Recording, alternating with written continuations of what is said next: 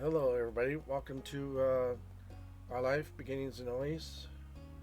And yeah, I'm taking a break from Camp Buddy so that I can do this for you. And the reason why I'm doing that is because, well, the long awaited Step 3 DLCs are now out.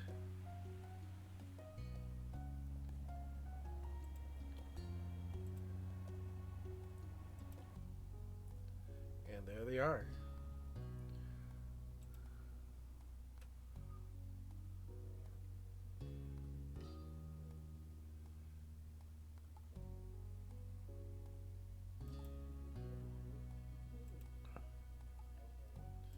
So let's get started here.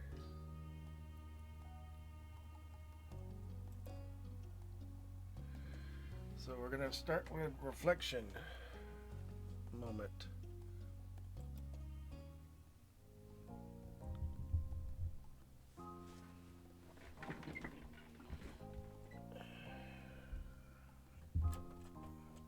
Whoops. I skipped it. I can always scroll back.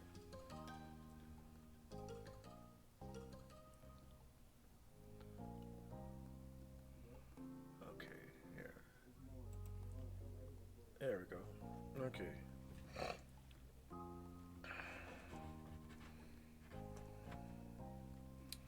Alright, I think we're all set here.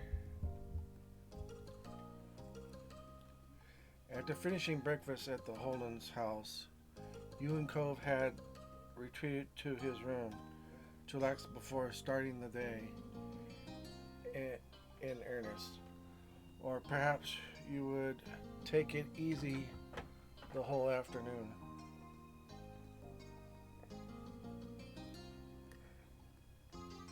Ugh, back itches.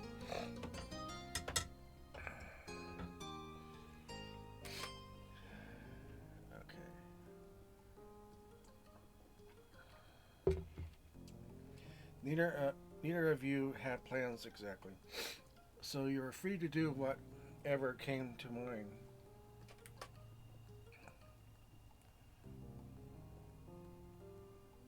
Okay, let's see.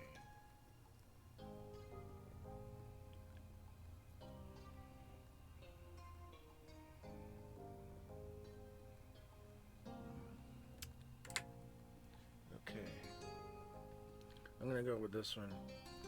You sit next to Cove on the bed, toying with his hair.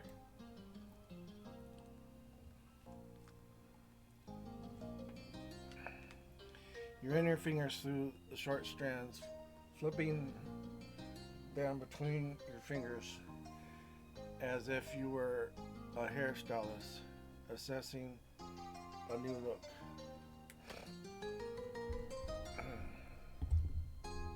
Okay. Really, though, you just liked the way the bristles tickled your fingers. Even with your mind elsewhere, you could tell Cove was merely at ease. He had his chin dropped up with one hand as he scrolled through his phone.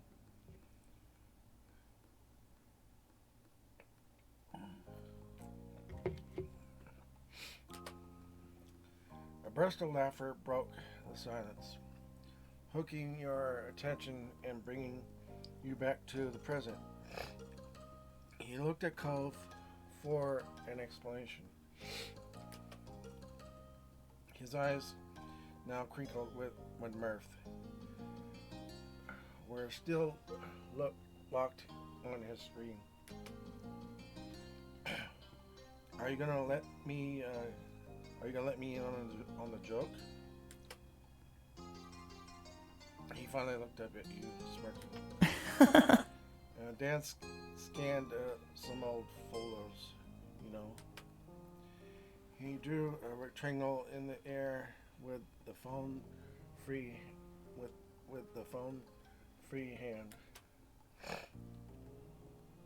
printed out ones back when I was little. He texted all he texted it all to me last night, I guess. I've been checking them out. Okay.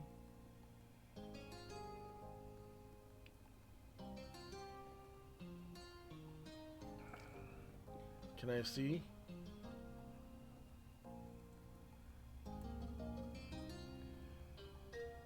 Cove narrowed his eyes. Smile. Still that. I was going to show you. I just wanted to look at it first to make sure there was nothing super embarrassing. You never know with my dad.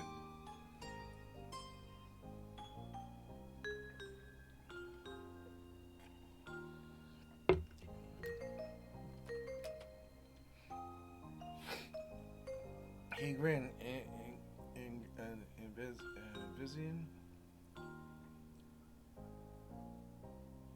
envisioning what horrors his dad might unwillingly spring on him. I mean, If if there if there's a photo of me getting potty trained or something, yeah, I can understand that. That would be embarrassing. I want to see that. Why would they? Why would anybody take a picture of that anyway? Appearance, I don't know.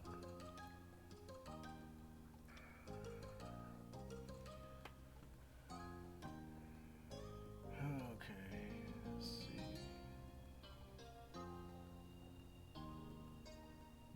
Okay.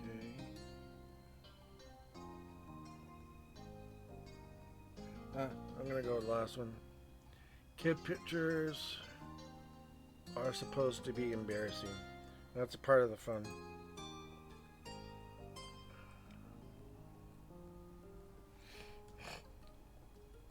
He was holding on you, but your protest was of no use.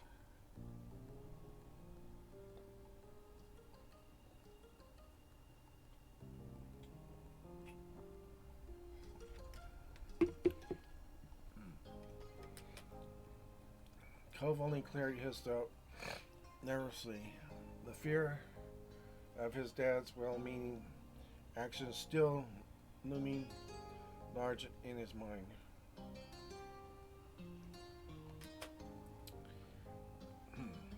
I'm gonna have to get some water. I just ran out of milk, so I'm gonna get some water. I'll be right back.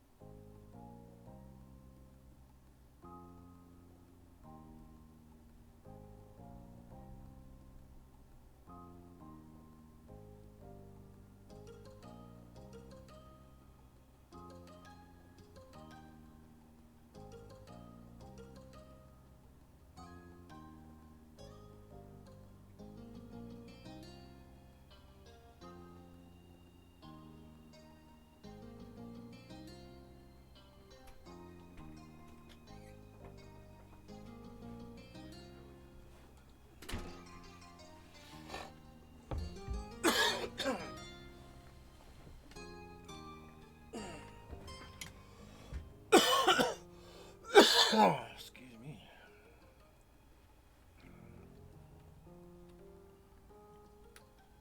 Oops.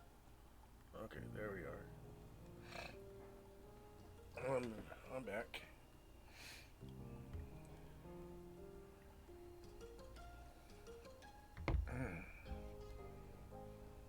Anyway, before we forget, I was laughing because I came across a Halloween one when I was 8. The year I was a zombie, remember? He shook his head, grinning wryly while holding the phone out to you.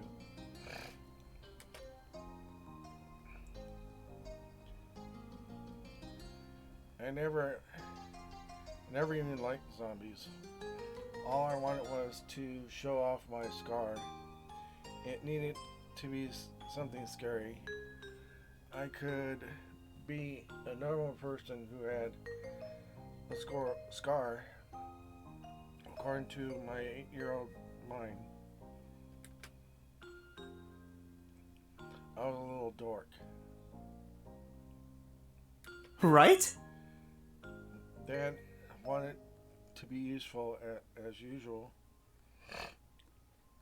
He came up with the idea of being an undead person. It was uh, it was a pretty good. It was pretty good, huh?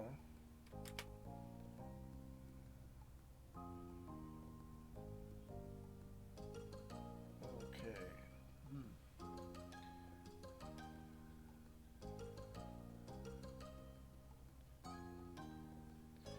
And I'm gonna go with the second one. Third one, I mean.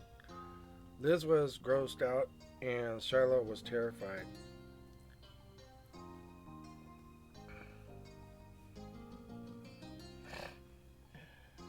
Okay.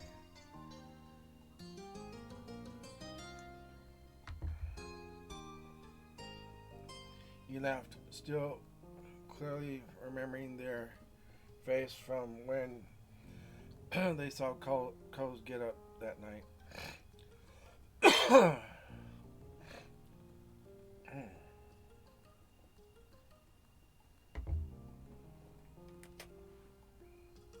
Cole chuckled at your reply. I can't believe how much larger my scar used to be. He looked down at his arm, a soft smile on his face, and traced what reminded of the jagged line with his fingers, just as you'd seen him do countless times before. His voice was playful when he spoke again. Look at how tiny it is now. How am I gonna pretend to be tough without a big scar? You don't need a scar to be tough.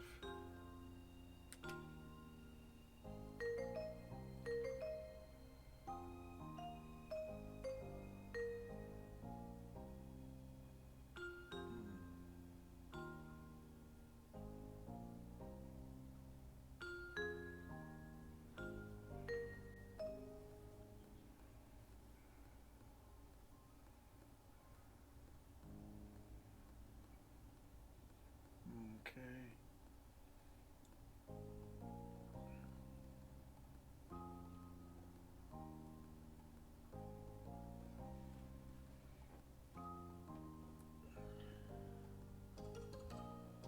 Cove, you never fooled anyone. I know.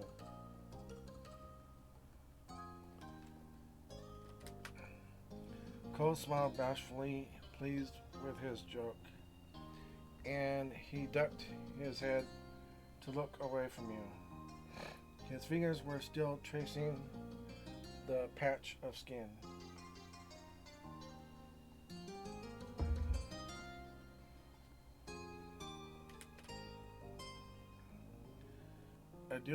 I do really like having this, even if it is kind of little these days. His voice was shy, like he was letting you in on a big secret.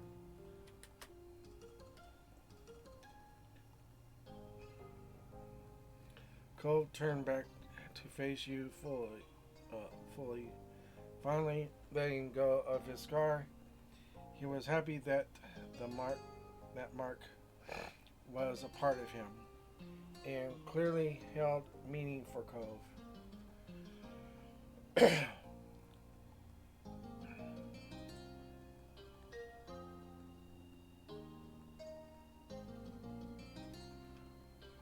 Let's see.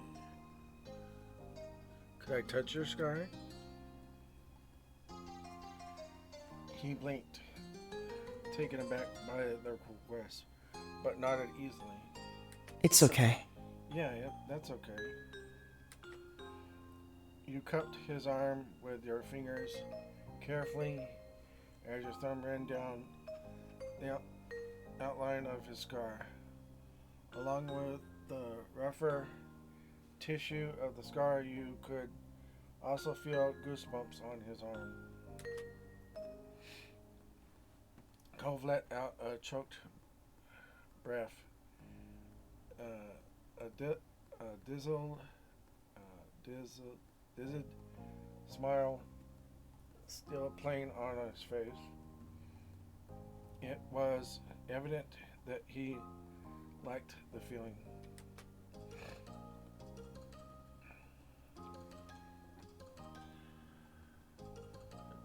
Okay. You lifted his arm up to kiss his scar.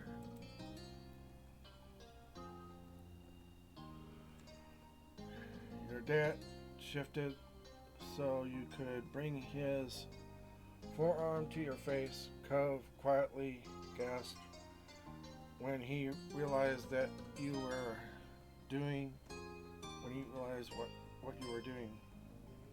You tenderly kissed the old wound that marked him. Cove squeaked at the feeling of your lips on him, and in that spot in particular. But his expression was overwhelmingly one of admiration. Cove couldn't stay still and reach for you himself with his free hand. He leaned forward, his eyes gleaming. You automatically began to match his movement, pulling nearer to him. His cheeks burned red as he closed the gap between you, his mouth gently meeting yours. You held onto his arm like a lifeline as you kissed him back, briefly worried that you might drown in the depths of your feelings.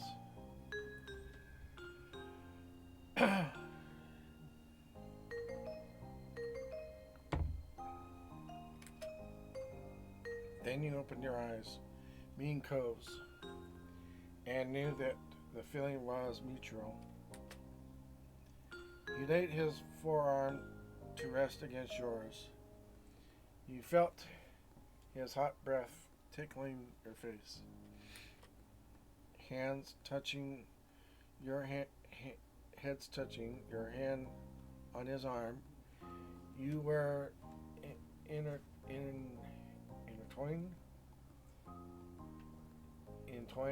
entwined with Cove. It felt so right. Time couldn't register in that moment. It could have been seconds or minutes, but eventually you straightened up, lifting your hand from his scar. That seemed to break the spell. Though he stayed close to you, Cove sat up and came to his senses. Your eyes drifted back to the scar on Cove's arm. The scar had been there as long as you known Cove. Though when you first met it had been concealed by that neon pink cast. So? Want to hear how I managed to go jet skiing when I was 8? You were literally stunned that he'd guessed what you were thinking, though, given the topic of conversation and the direction of your gaze, it was a natural conclusion to reach.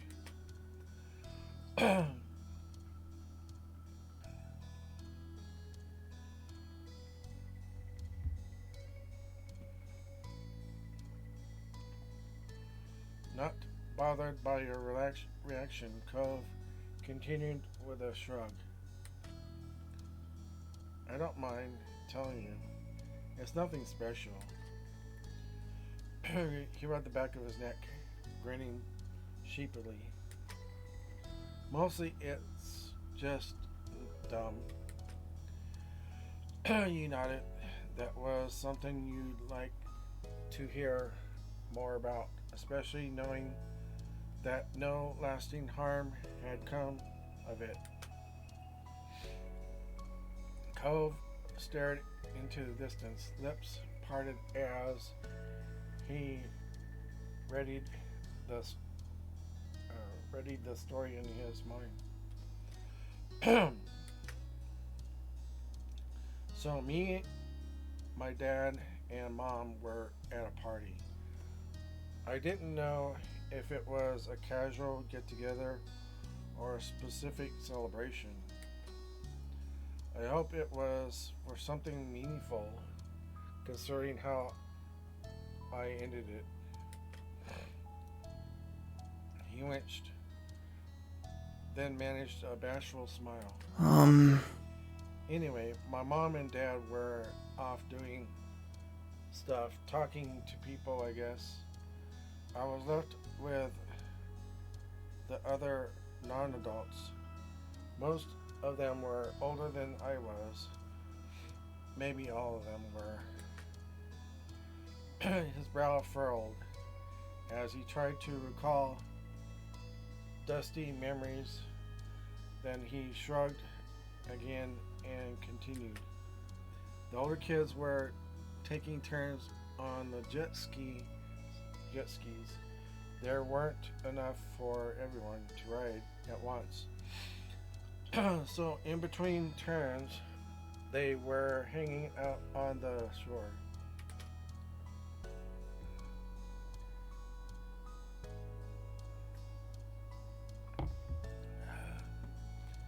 I was meant to just sit there with them and watch. Remembering what you'd first met, when you first met Cove, you bet that he hadn't been satisfied with that arrangement. He confirmed that suspicion. I was pretty unhappy. It was a party for me, not when all I could do was look at other people have fun. I should say having fun when I couldn't. Yeah. The teens must have realized that, though I never hid when I was pouting as a kid. Okay.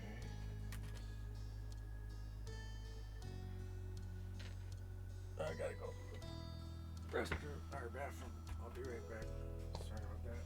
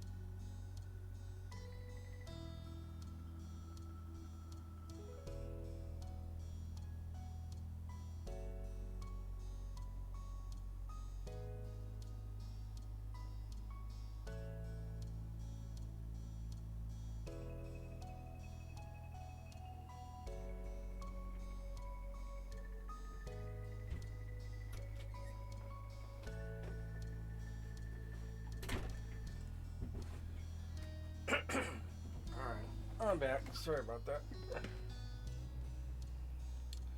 Only when you were a kid,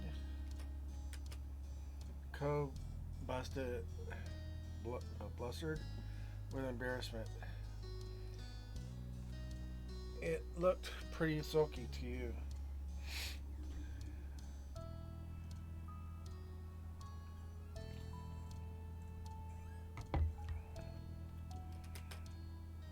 Come on, let me finish the story. Alright. Co sighed, letting go of the interruption and picking up where he left off. Well, Basically, someone offered to let me ride. I was way too small to drive it myself, but this older kid, they must have been at least 16, said I could sit on in front of them while they controlled the jet ski. Excuse me.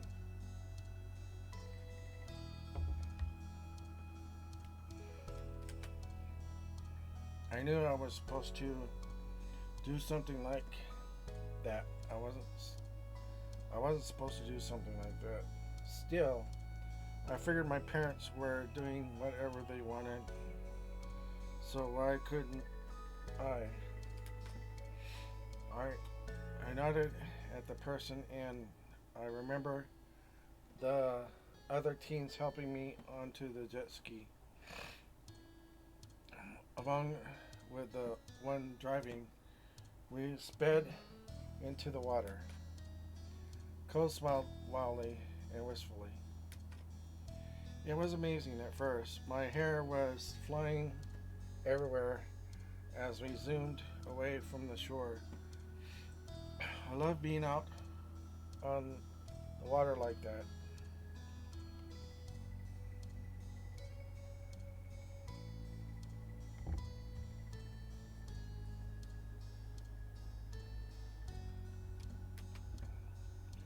Too bad it turned out steering a jet ski with an 8-year-old sat on your lap was harder than a bunch of kids figured it out it would be.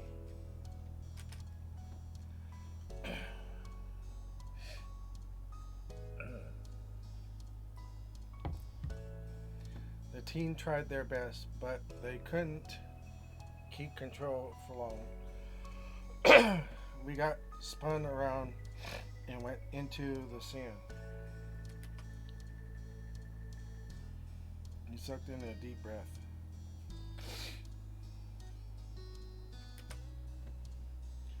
The other person wasn't hurt, thankfully. They held onto the bars and stayed in their seat.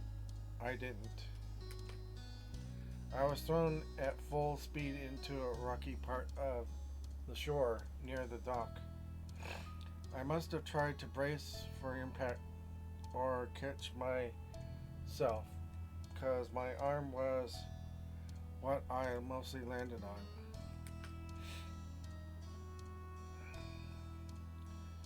Well, yeah, I mean, probably better to break your arm than anything else. Could have been worse.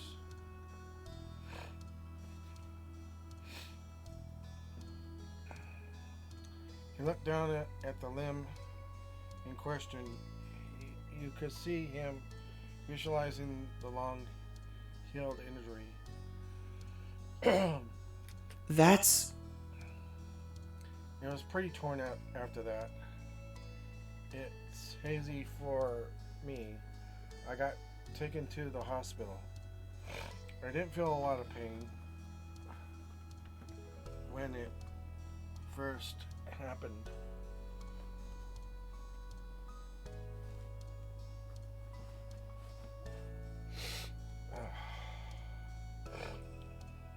Damn allergies.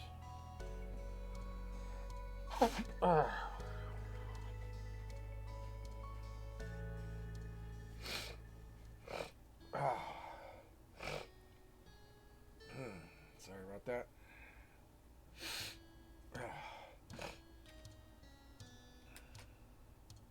All I remember,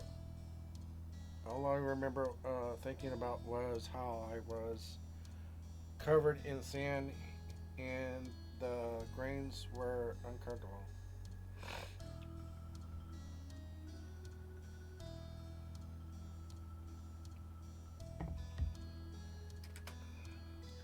The sand was uncomfortable. The sand was uncomfortable. Cove chuckled.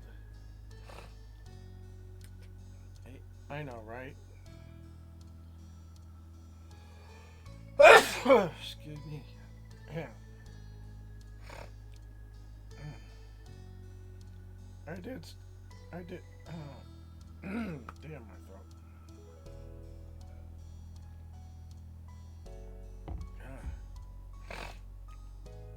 I did start feeling my arm later. And it definitely hurt eventually.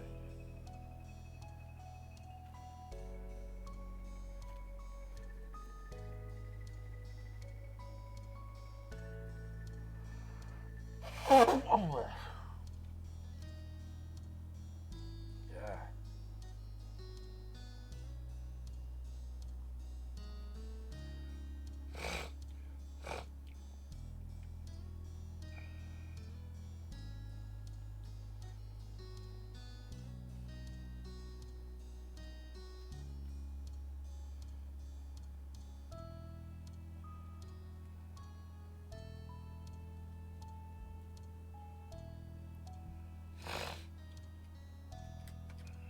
The doctor said my arm was broken, along with being torn open.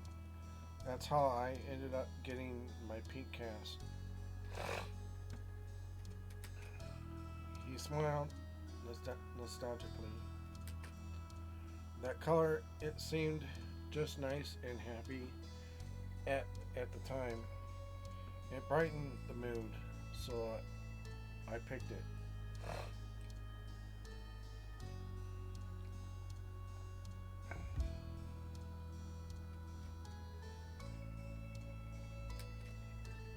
The smile faded.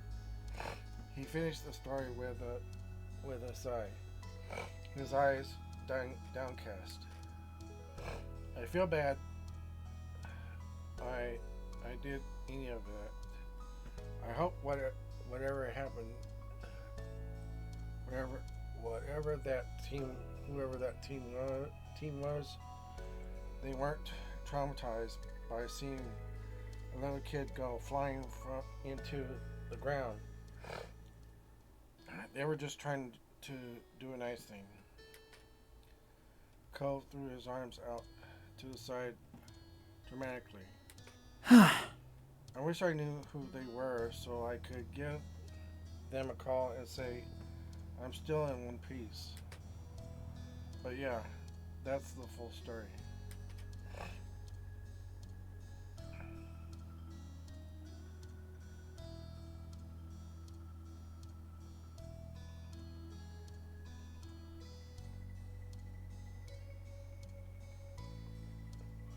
I'm gonna go with the first one. I'm so glad you were both okay in the long run.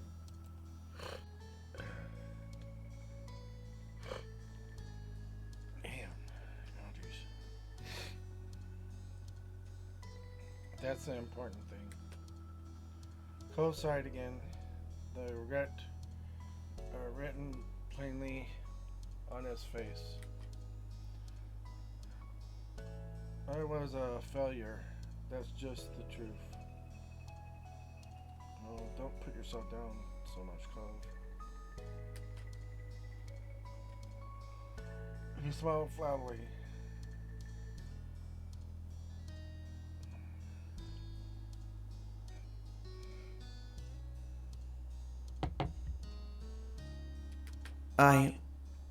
But to my credit, I think I've grown a lot since then. Wait. Cole's eyes completely wide. Suddenly re- reinvigorated. He seized his phone and tapped away at the screen.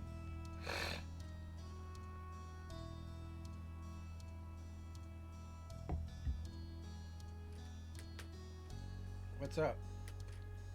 I knew it.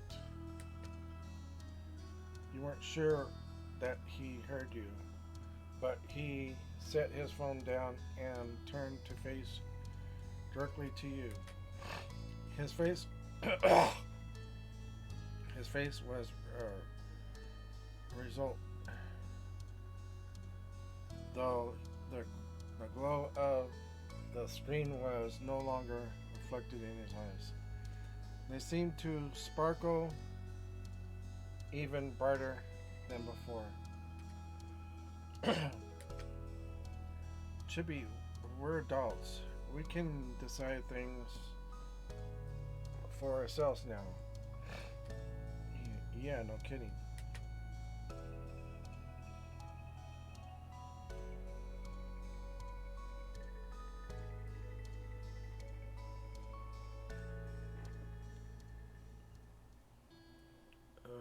Where is this going?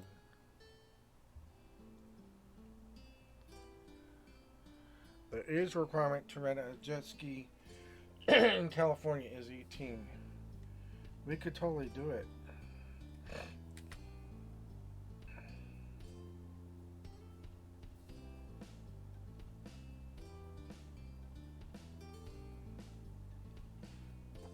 What, you want to break another bone?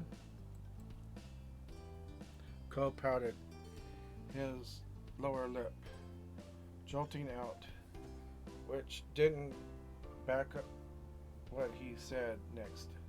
Come on. I'm not a little kid. You don't have to worry. Within a moment, Cove had recovered and returned to his serious expression from before. I'll be careful, and I really want you to be there when I try again, please. His voice was soft and earnest. You could tell how much the request meant to him. You also knew him enough to know that he wasn't going to give up on this ideal. Letting him go on his own wasn't an option.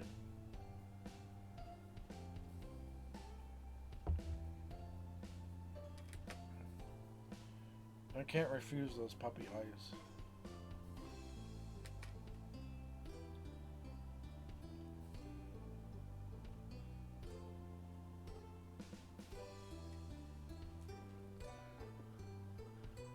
I'd be interested in trying jet skiing.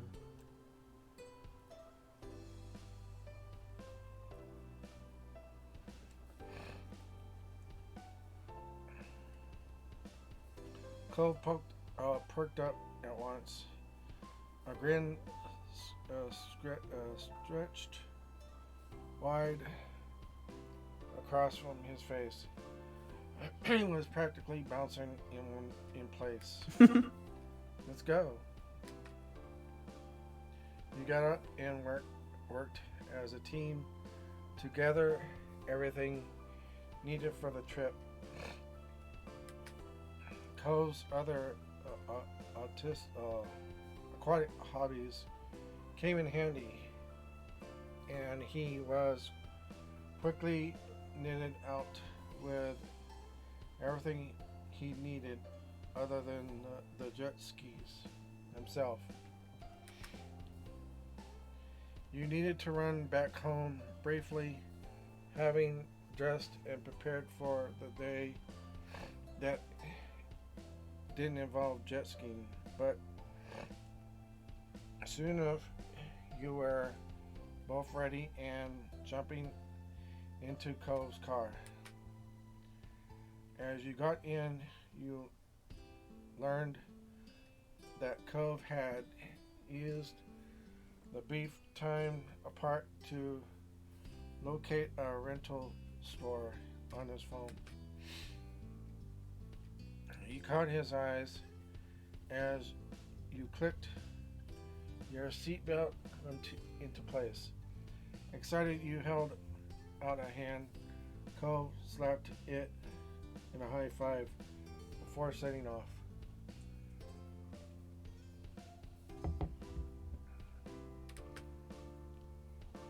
You and Cove soon arrived.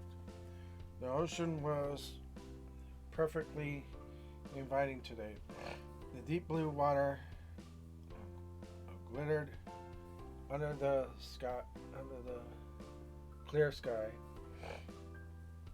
while the tide rolled in and out at its leisure.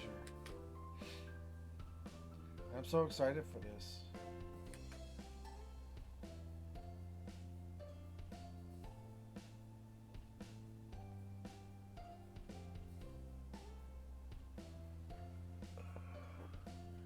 His excitement was adorable. Seeing how pleased you were, Cole grinned at you. Hey, Oh, hey, want to say hi to my dad while we're here? I've already texted my mom about the plan. He's working right now. You remembered how close his shop was. It wouldn't take long even by walking. My throat.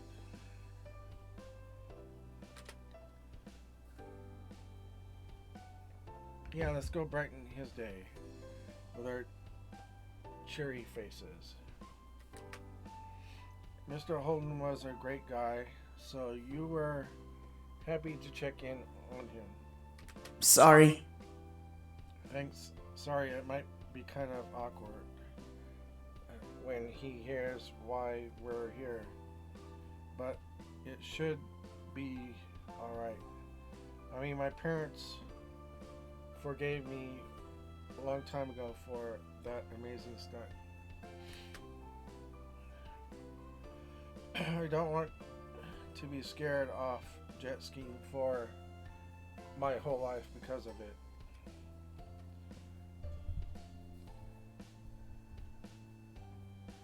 Yeah, I can understand that.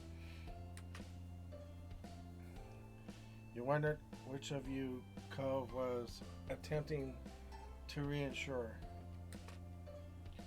It was only a short walk back down the docks. Mr. Holden's scuba shop. Cove breezed in, familiar with the store as he was with his own home. The place was quiet, empty aside from a couple of customers quietly browsing and Cove's dad behind the counter.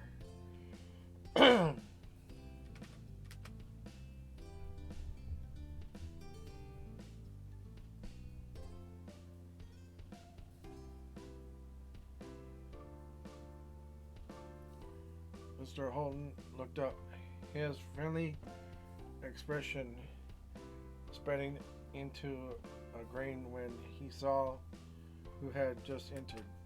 Hey! Hi, Chippy. Hey, sport. What brings you all the way out here? He cast an eye at the way the two of you were dressed. Judging by how you're decked out, I'm guessing scuba diving? There's plenty of that. Plenty here for that. What can I help you with?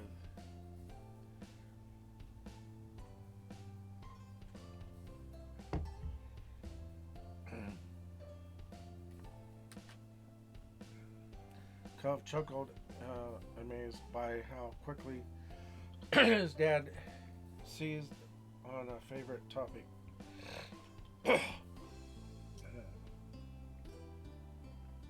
Or maybe it was how his dad always fell over himself trying to be useful. Hi, Dad. Not doing that this time. We sort of decided to go rent a couple of jet skis. The phrase jet skis had set Mr. Holmes' mouth a taunt line immediately. Jet skis? He echoed the words as his eyes instinctively darted to the scar on Coe's arm. That's when Mr. Holden started to speak several times. Each attempt quickly abandoned. Coe smiled encouragingly, trying not to add to his father's worries. Don't worry about it. I promise I'll be careful, and Chibi will be there too. We always look out for each other. Mr. Holden pinched his face back into an unconvincing smile. Right. Alright, you're a whole lot bigger now than you were back then. Heck, you can drive a car and everything.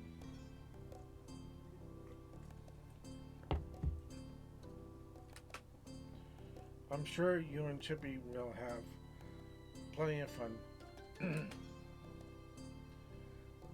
The worry still echoed out of his voice, barely concealed by the positive words, but Cove was buoyed by his father's support. Yeah, well, we're all set. We only stopped by to say hi and let you know since we were over here. Mr. Holden beamed, obviously moved by his son's simple consideration. Wow, you're so thoughtful. Thanks for taking the time. Cove gave his dad a crooked smile, shaking his head bashfully.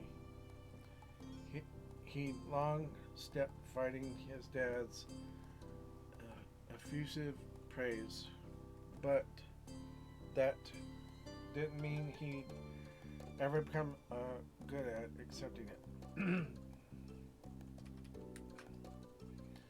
Mr. Holden simply laughed at his son's response. It'd be great if you could keep me in the loop while you're out there. 2. Just text me to let me know if it's going well or anything. I will. His dad smiled more easily. Great. Cove rubbed his arm, causing Mr. Holden's eyes to momentarily twitch back to the childhood injury. Bye. We're gonna head out. See you later. Take care. Don't work too hard. Mr. Holden waved you off as you left the store.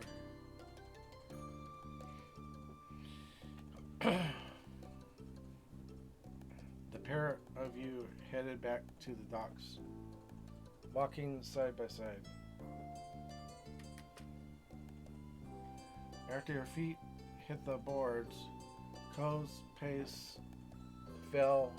Glancing over, you saw him looking down out over the water. That would have been unusual if his expression hadn't been so somber.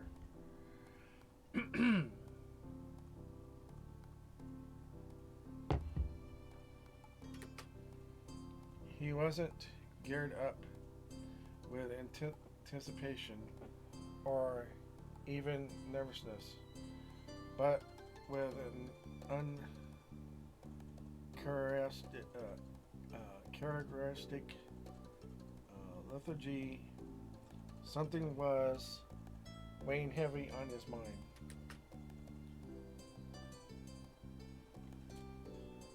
Cove? Huh? He blinked, startled by your interrupting his reminiscence. Sorry. Oh, sorry. He sighed, though you torn his attention from the ocean. It gradually drifted back to the water. You cleared your throat, unwilling to lose him again. Sorry again. He put his hands up to his face, rubbing his eyes. Wearily. Here I go, thinking everything's resolved with what's happened and we can have fun, but I can't just enjoy anything. I have to find something else to get stuck in my head. You're having second thoughts about jet skiing? No. No, that's not it. The ends of his lips were drawn into the beginning of a frown, like gray clouds clustering to signal a coming storm. I figured my dad would be a little worried about me doing it, but he was saying it wasn't what I'd expected. He was so sad, it was more than nervous. I think he feels bad, and now I feel bad. But it isn't as if I'm the only one who ever does something stupid or gets hurt. It got me thinking about what that whole time. That's when I realized it wasn't long after that accident that my parents separated.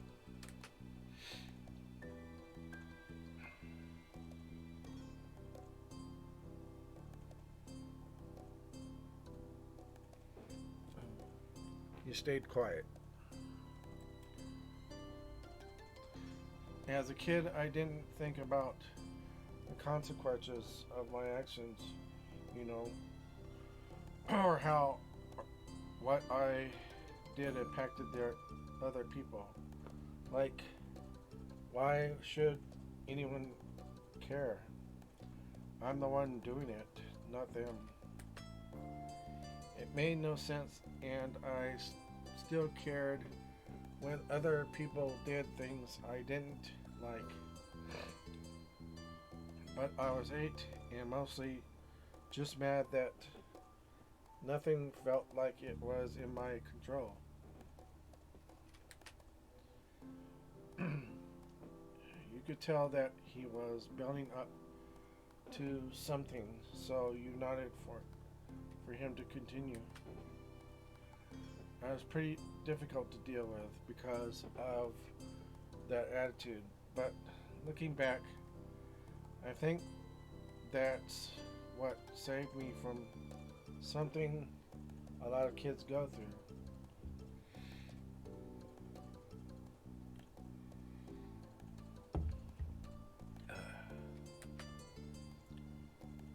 Blaming themselves for their parents' divorce.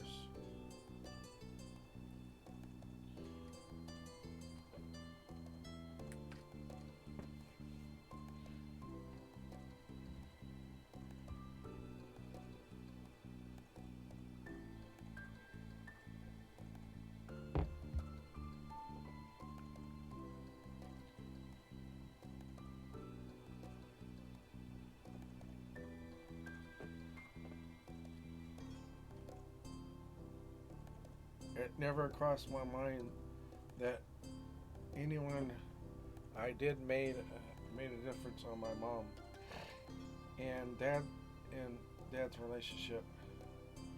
They would do what they did no matter what. Now, now though, I guess it's kind of hard to imagine that thought, huh? I mean, Their situation was already so hard, and I wasn't a good kid, so he left his words adrift as he locked down. The conclusion unfinished. It was silent between you. But only for a second. Cove pulled himself up to his full height as his chin held aloft. Wherever he'd decided he was a result. He was result. I'm going back. I've got to talk to my dad. I'm not gonna let things be like before, where I just feel crappy and refuse to even tell him what's going on. That doesn't work for us, either of us. I.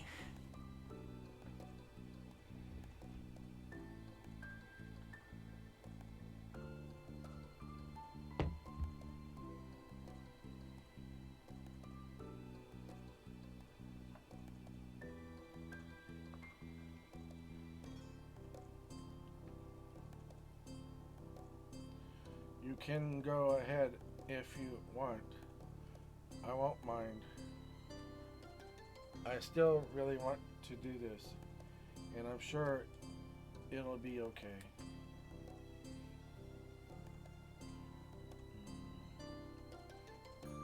I want to stay with you.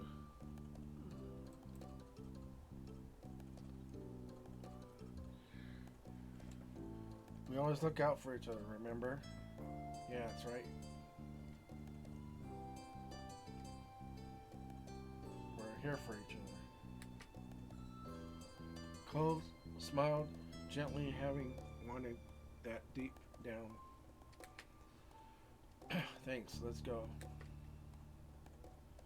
You and Cove retook your steps down the docks.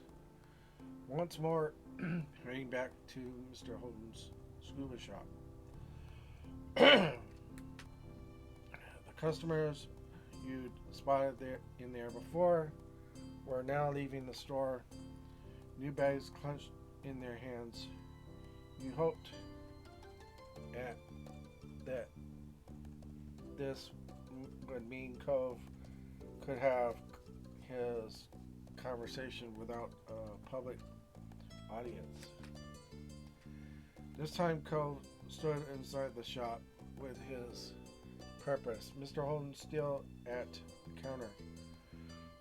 Glanced up to a great whoever had come inside. He grinned as you approached. How's it going? Hello again. Forgot something? Sort of.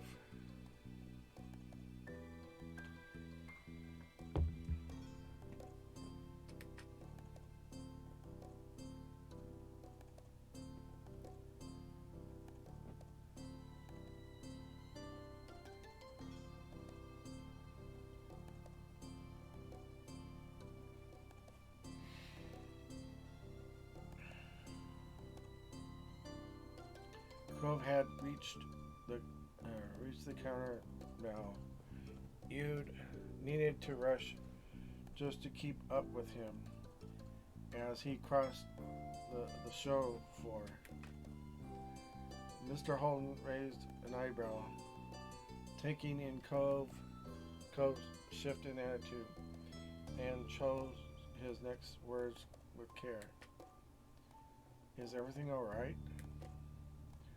Cove swallowed, not answering initially. Talking openly with his dad was still something somewhat new for the son. He knew that he was struggling for the right way to begin. I wanted to ask about what happened. Holden, Mr. Holden winced, as if the words had stuck him physically. The accident? No, the divorce. The pained expression from Mr. Holden's face, wide-eyed, his jaw slack. He gaped at Huh? Cove. Why?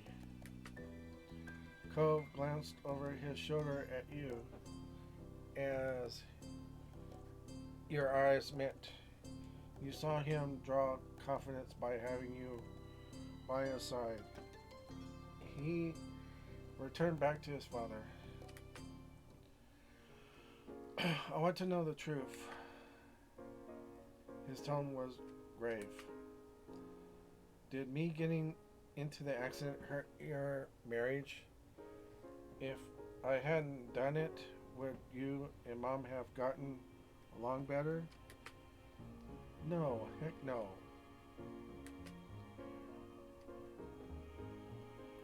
Mr. Holden quenched the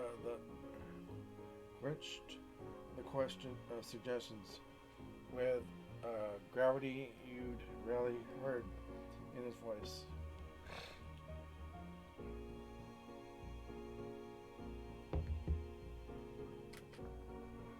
You were 8 years old. You're not responsible in any way. Kara and I should have protected you.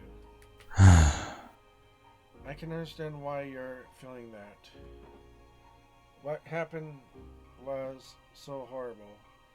How could it not have an impact? It did.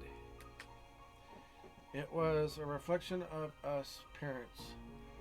The relationship between just your mom and me was separate and already unsalvageable. Cove turned away, his brow still furrowed, as he looked at the floor. Maybe being anxious and it's taking over. But it wasn't just then. I always caused problems. He plunged on, unwilling to give up without explaining his worries. What if I had been easier to raise? Or if you had me later on, maybe even if you didn't have me at all, it might have been better for the two of you. If I didn't have you, then what good would my life be?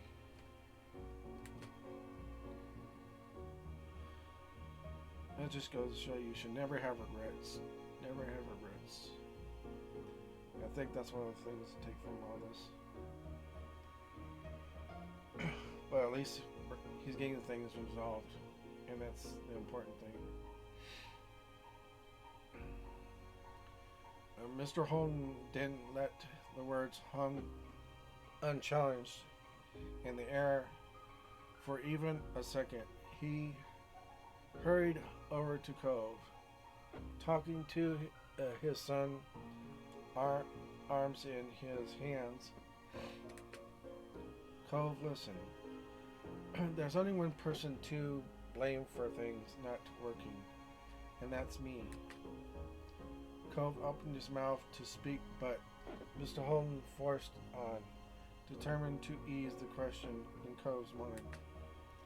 I'm not saying this to dishonestly push accountability off someone else, or to throw a pity party for myself. You want to know the truth, so that's what I'm giving you.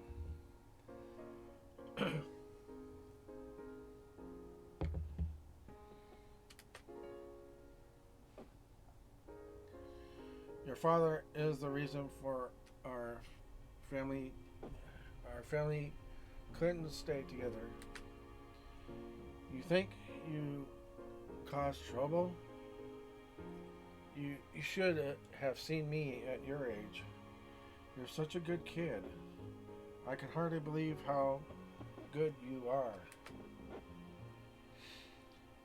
Mr. Holden's eyes were misty as he squeezed his son's arms. There's nothing, absolutely nothing you need to blame yourself for. I'm sorry, Cove. To you and to Kara. Mom? Yeah, your mom. His pained face eased slightly into bitter, sweet smile. Hmm. Kara, she was just so smart and driven and completely burst with life. It was as if she could do anything.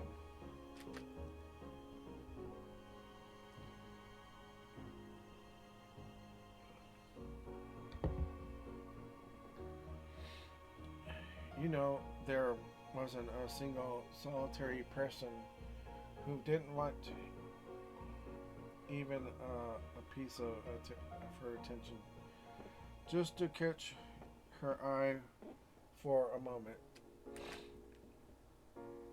But for some crazy reason, she had a soft spot for my 17-year-old screw-up self.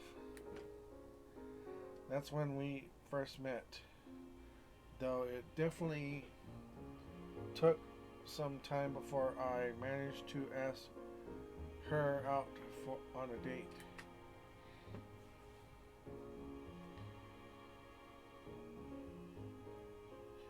Mr. Holden shook his head, the smile melting as his recollection became solemn once more. And then we'd only been officially together for about 6 months when we found out we were having a baby. I was so worried, so scared, but she was so brave. She was my rock, but we both knew the road ahead was going to be rockier. When we got married, I didn't see it as a dream come true. I wasn't about to start living my life in the only way I could. So, the only way I could imagine doing so. I thought what happened, and throwing my cards in with a girl like her was worth the risk.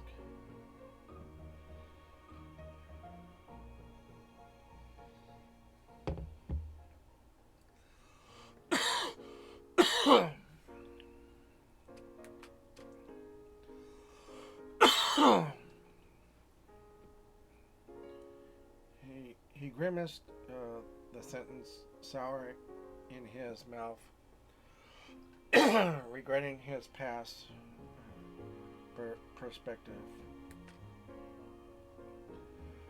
I'd been taking care of myself on my own, and by getting by, then all of a sudden I was going to have a wife and a child. That's... So I thought, alright, I better step things up and take care of all of us. And that's what I did, sort of. He rolled his eyes. I made money, kept a roof over our heads, and put food on the table. But I was always busy, focused on taking care of things, that I didn't stop to consider what else was what anyone else was thinking or what they actually needed. I made every decision about what I did, and as a result, what happened to the family by myself, never asking what your mom felt or even wondering if she might have an opinion. I tell Kara about the great place I'd found and how we'd be moving there in the same breath, or what I'd spent all our savings and taken out a loan to start this business we're standing in.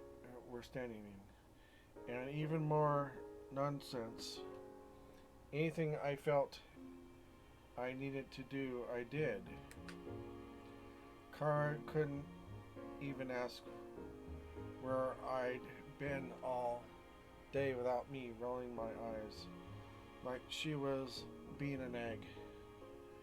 I was making sure we didn't starve, obviously, right? Couldn't she trust me? He sighed.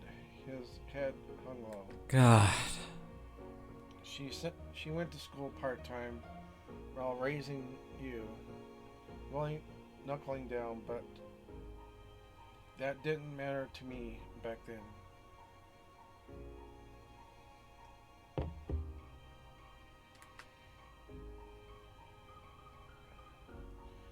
She could have spent her days lying in bed, not dying, and I would have felt the same. I didn't care. I was going to get it all done on my own either way. It's so stupid. I admired her more than anyone when there was nothing at stake. Yet, as soon as responsibilities were involved, I couldn't let myself rely on her. He combed a hand through his hair, stretching for an understanding of his own younger self. I'm not even sure why. Maybe I had something to prove. Maybe I'm the one who didn't trust her in the end. Poor Kara. She had to spend every day mentally weighing the pros and cons of putting up with my horrible ideas for the sake of peace, or trying to explain my blockheaded self what I was doing wrong. It must have been so stressful and frustrating, constantly having to let everything go because I was stubborn and absolutely would make a fight out of it.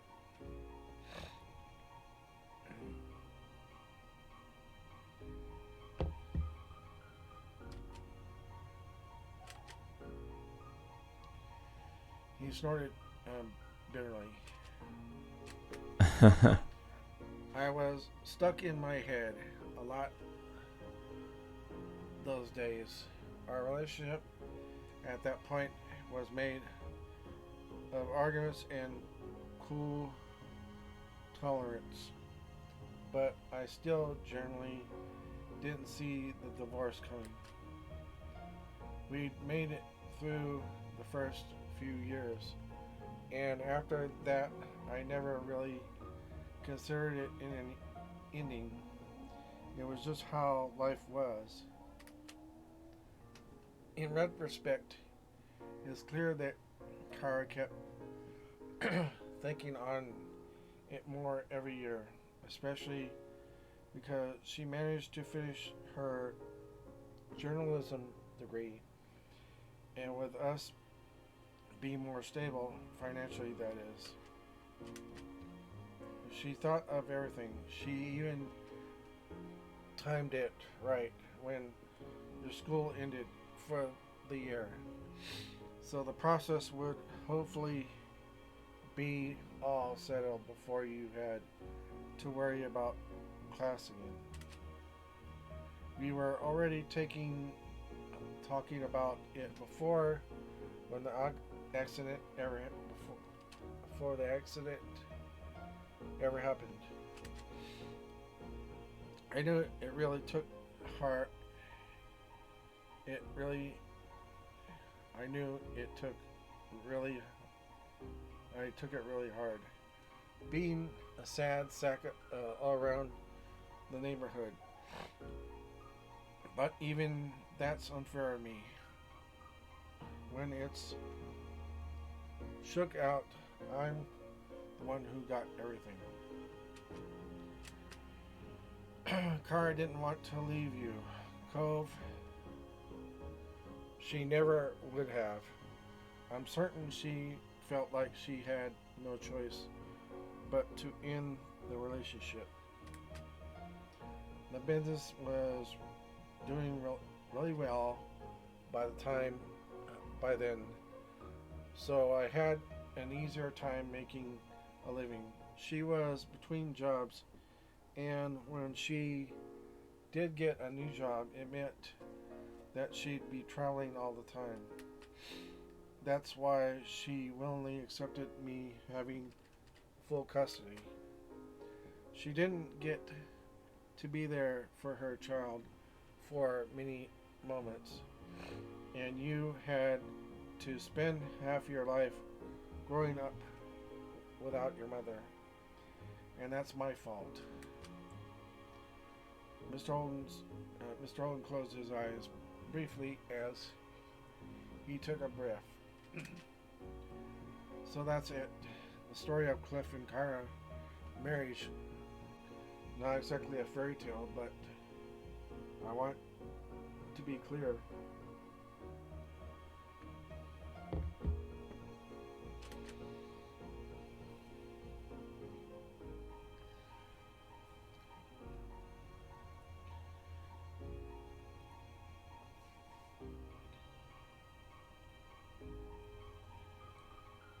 You saw his grip on Cove's arms tighten. No matter what happened with me and her, I never ever want to miss out on being your dad. Cove's throat bobbed as he swallowed. His eyes glistened, glossy with tears that had yet to fall. He blinked quietly, trying to hold them back.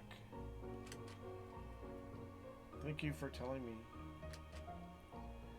His voice was hoarse, a little more than a whisper.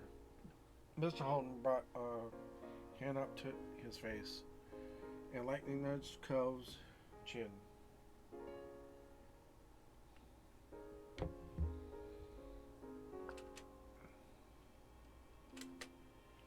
You're welcome. You're a grown-up now. You deserve the truth. That's the least I can do for you. Cove vanished a fragile smile.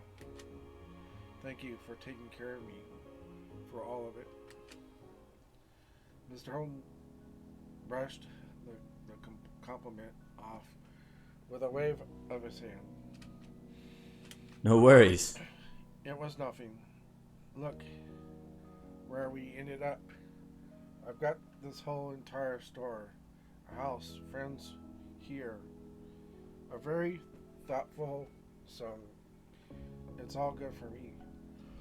My throat. I'm so glad. His voice was still quiet, and he ducked his head shyly after saying the words. Miss Holden patted him on the back. You could see in the tears in Cole's eyes, still shining, threatening to spill over.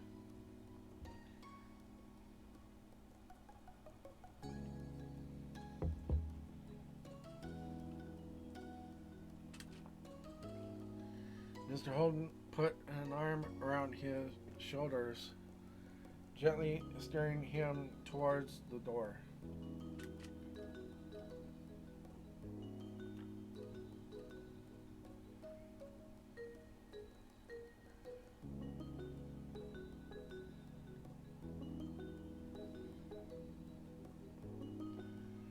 You should go have fun. Make some nice memories.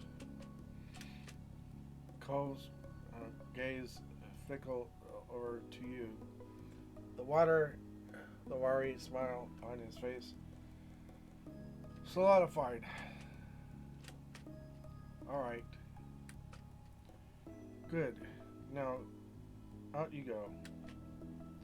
Mr. Holden nudged the two of you out of the shop.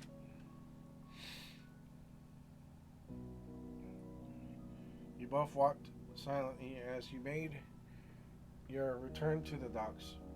Cole's face was pensive, clearly digesting everything his dad said. Chippy, I want to call my mom. I'm not gonna leave her out of things. And I want to know what she thinks about what happened and all that. And all of that. He fiddled with the straps of his bag. It still remained closed shut. It's not like I don't trust Dad. It's just Mom's thoughts are important too. That's not a bad idea. I bet she'd have some interesting things to add. Yeah, it's always good to get somebody else's perspective on things.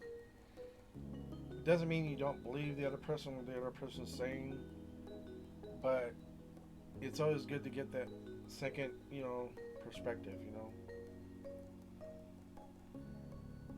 so you're not leaving things out. He seemed relieved that you understood. You know he didn't want to be a bother with another delay. Thanks. Then I guess there's no time like the present. Time to ask. With that mini pep talk, he finally opened his bag and fumbled his phone. And found his phone. Cove unlocked it quietly and tapped over to his favorite contacts.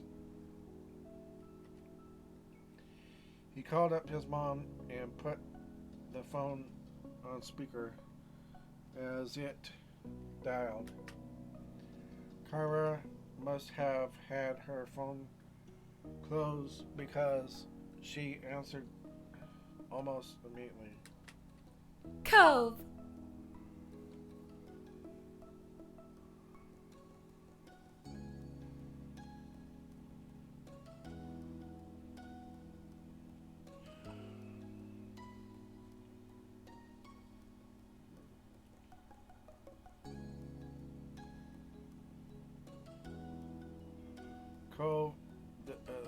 Cove, this is a pleasant surprise.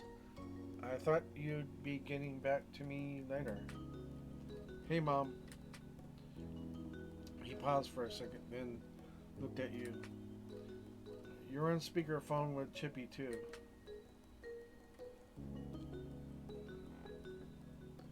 Hey, Kara. Hey, Mom number 3. Hello. I'm popular today, huh? Well, what's going on? Don't keep me in suspense. Are you a pro jet skier already? Cove chuckled and scratched the back of his head. We haven't started yet. Actually, there's something I kind of wanted to ask you about. Really? Really, I'm intrigued. Her voice was bright and excited. Cove moved the phone closer to his face so he could speak softly, aware that the tone of his conversation was about to change. I was talking to Dad earlier. It was about your relationship and why you both divorced. Ah, that one had syllable had lost all her earlier energy. Cole tightened his grip on his phone.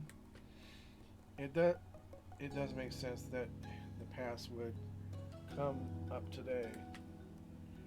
Yeah, but he tried to brighten up the mood again.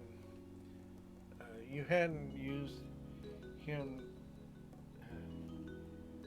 You weren't used to him being the perky one out of the two. You could only imagine it felt like a strange role reversal for him. Dad said you were really amazing and he admired you a lot. What a flatterer.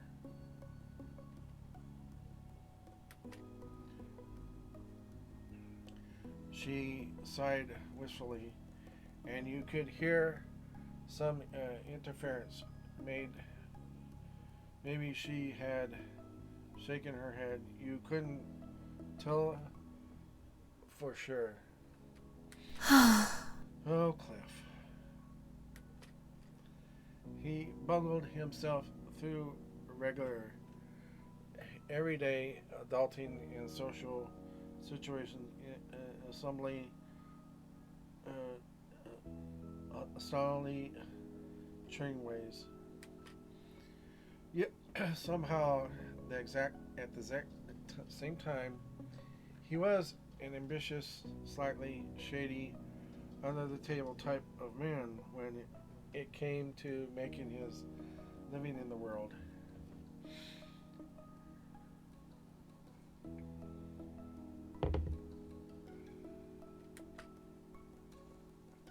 So essentially, your father was an absolute heartthrob for someone such as myself. Cove and Kara left delicately. The tension was broken into something lighter, more familiar between the two. It's cool you both have nice things to say about each other. I agree, baby. She took a moment before continuing carefully. Do you have questions about what happened? I'm not sure. Cole squinted at the phone in his hand as he tried to think his free hand brushing through his hair. I just kind of wanted to know how you'd describe it was like. Could I tell you what Dad said about it? All right.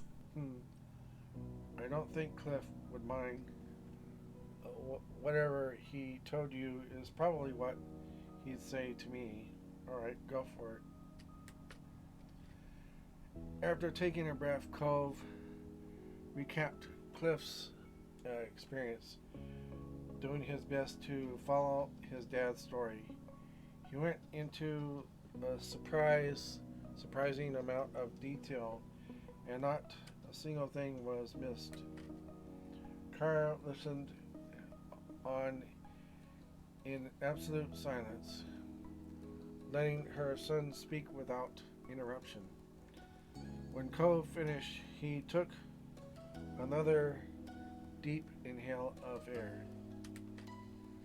So, what do you think? Kara sighed softly. You heard a clattering noise like she was drumming her nails on the back of her phone or on a counter top.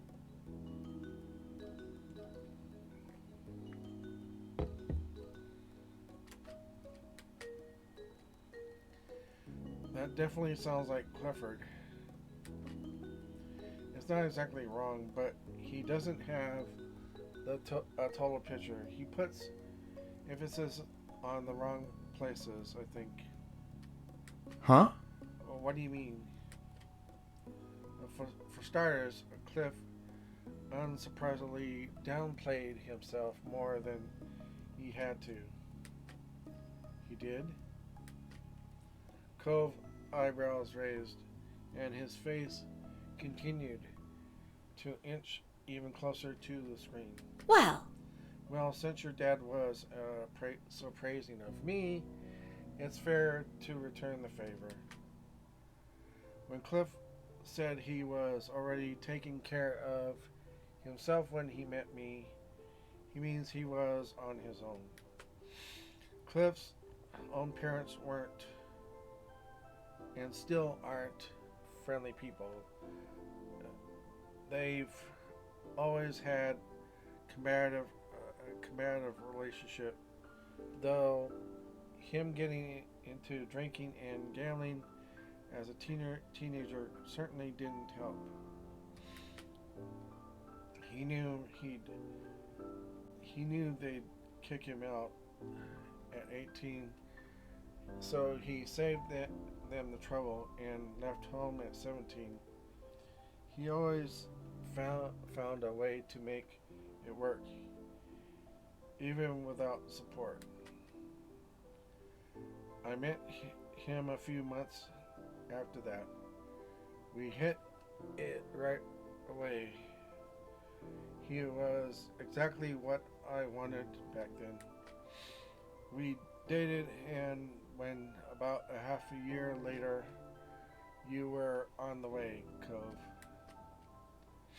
She laughed fondly as Cove clung to every word.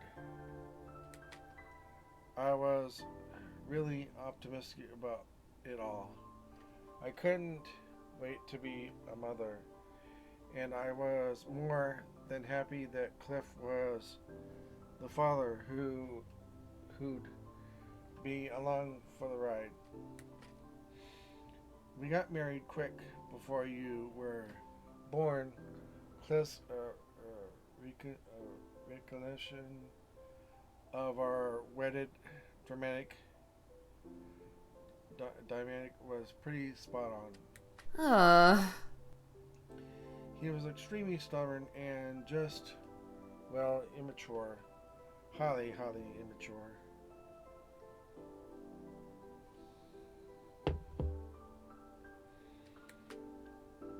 Her voice raised slightly, and you got the feeling she was thinking back to her memories living with him.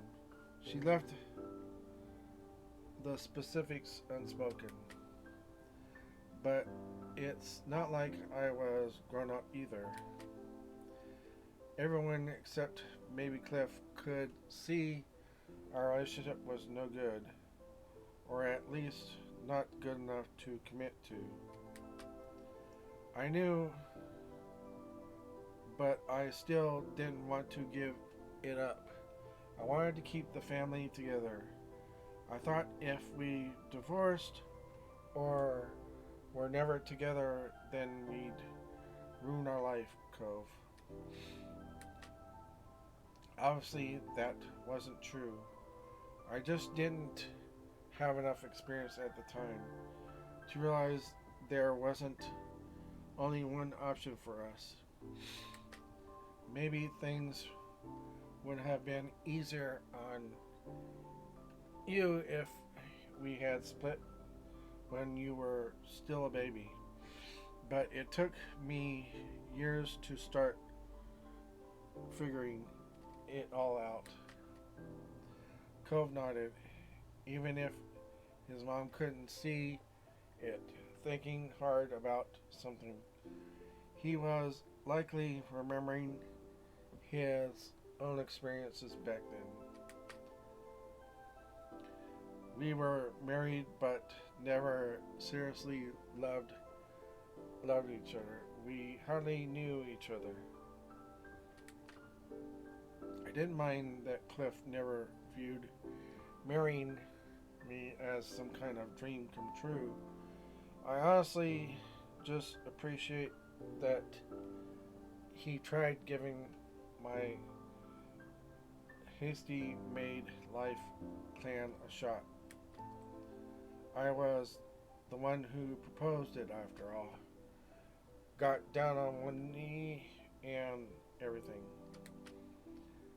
She huffed slightly, something between a chuckle and a sigh. That's usually rare for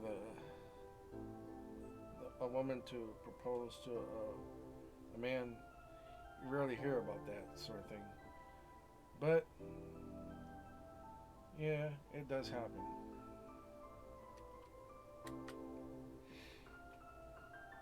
It's very funny and a little sad that Cliff still doesn't know why things changed between us. It's obvious to me, and I guess he does know how deep down he just never constantly made the connection. It's all right. I'm not mad. He didn't stay the same towards me. Love makes everything different.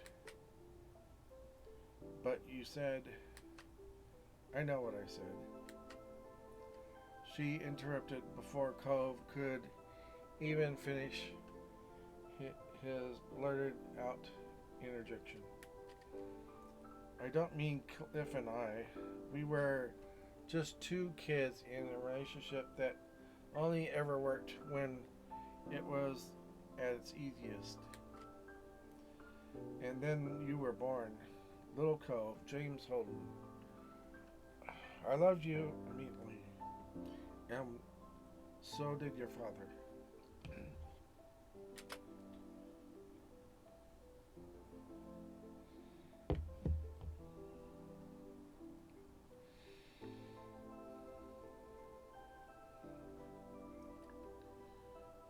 Cove was stunned. His eyes started watering. His mouth clamped shut. The inclination we had towards each other paled in the face of that. Our love to you was the real deal. Cliff was the proudest papa.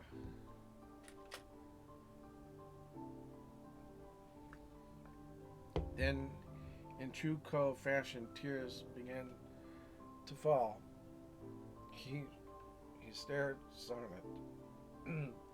But you were pretty sure Kara knew the effect her words had on her son. No matter how much time passed, Cliff never got over how amazing it was that such a precious little boy was his son.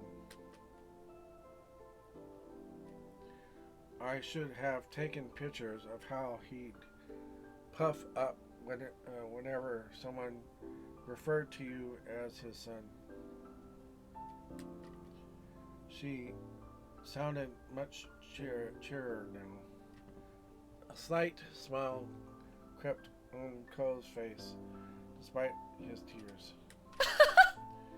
Then again, he still does that now. It wasn't hard to imagine Mr. Holden lightened up around Baby Cove, the same way he did with 18-year-old Cove. I remember how when a real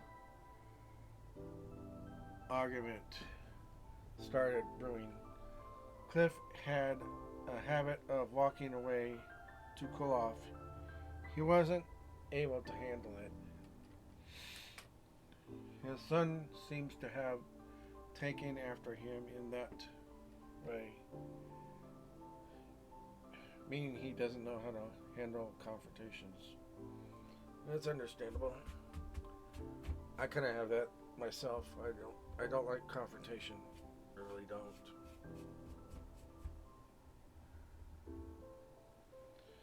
And I don't like drama either. So, but then again, who does like drama? Except for the ones that do cause drama, of course. Maybe.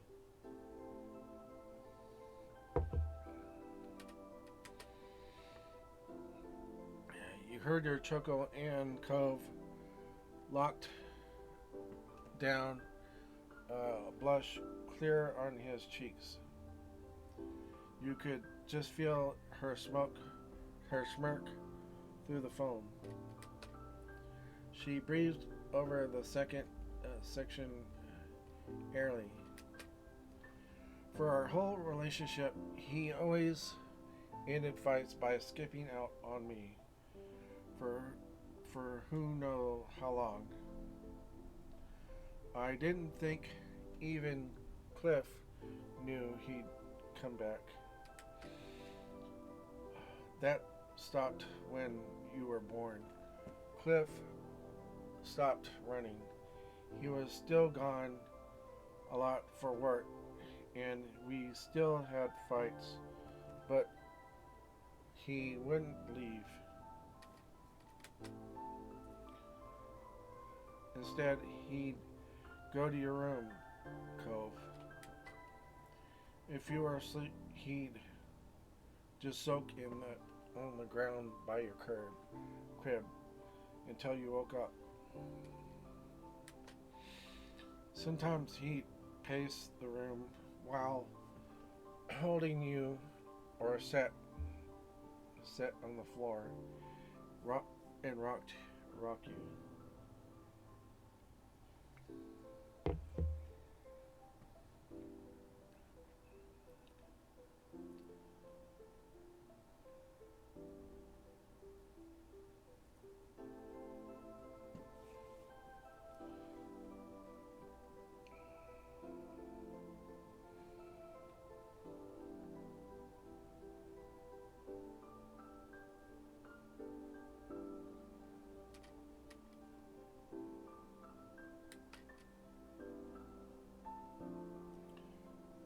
We didn't have a lot of furniture back then. That's a part of the reason why Cliff was always hanging out on the floor. He really came to embrace it. When our relationship got bad enough that we didn't want to share a bed anymore, he always made sure I got to have the mattress. He insisted to set up a spot in the corner of the nursery just in case you needed anything through the night. He gave you more private space when you got bigger, but still always made sure he could be there for you. There's still no denying. Whenever Cliff understands or not, he made his choices without prioritizing me. But it wasn't that he suddenly hated me. To Cliff, it was only a wife on paper. I was only a wife on paper. In his mind, I was a cool girl he had dated and generally liked, nothing close to being the light of his life. All his blood, sweat, and tears weren't for himself or me, even the family unit. They were all completely and totally for his baby. Meanwhile, I was doing the same, though in the opposite way.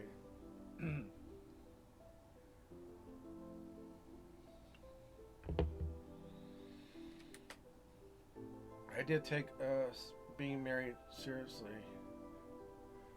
I was trying to force us together as a couple so we could complete family, so we could be a complete family for our child. She felt like a fly on the wall of a very personal conversation. Cove didn't seem to notice when you looked over at him. His face completed patchwork of emotions. I guess. Eventually, I woke up and saw what I was doing. I realized it wasn't going to work.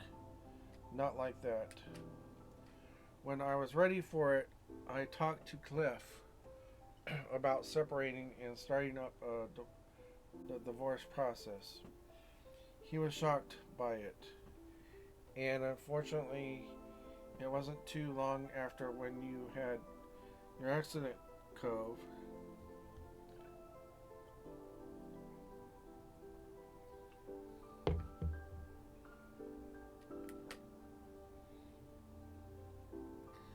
Chippy, I don't know how much Cove really told you about it, but when he broke his arm, it terrified all of us. Cove could have died, even back then. We knew he'd likely have a permanent scar he'd have to live with forever. Our parenting hurt our child, and he was the only one who'd have to carry the repercussions. You were a bit taken aback to be referred to directly. You still felt a little out of place. She'd seemed completely focused on her son. Cove grimaced at the hand holding his phone. Phone shook. Mom? Card continued as she never paused. It was heartbreaking and then on top of it, all we had to do was put you through your parents breaking up. Taking that back wasn't an option, despite the timing. It felt like everything we had worked so hard for to make you happy was for nothing. I chose to believe we'd fix our lives from there, but to Cliff it seemed hopeless. He failed his son. It was easier for me to, in some ways. I had my family to lean on. That made it less daunting, less impossible. Cliff had only ever really known being on his own by the happenstance of his birth and then by choice.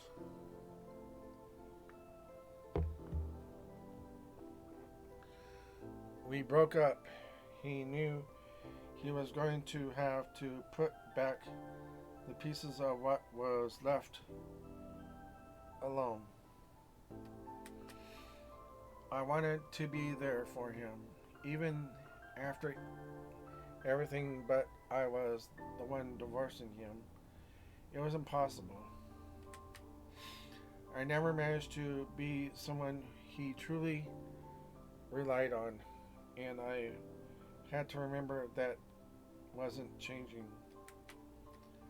As bleak as it felt at the time, Cliff still tried not to let any of that show to you, Cove. He did what he could to keep your spirits high about the move, your new house, the scar, everything. And so that's why.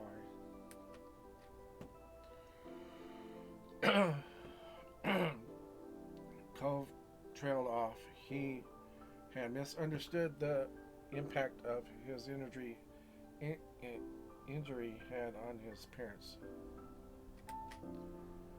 You were reminded of something that made more sense now.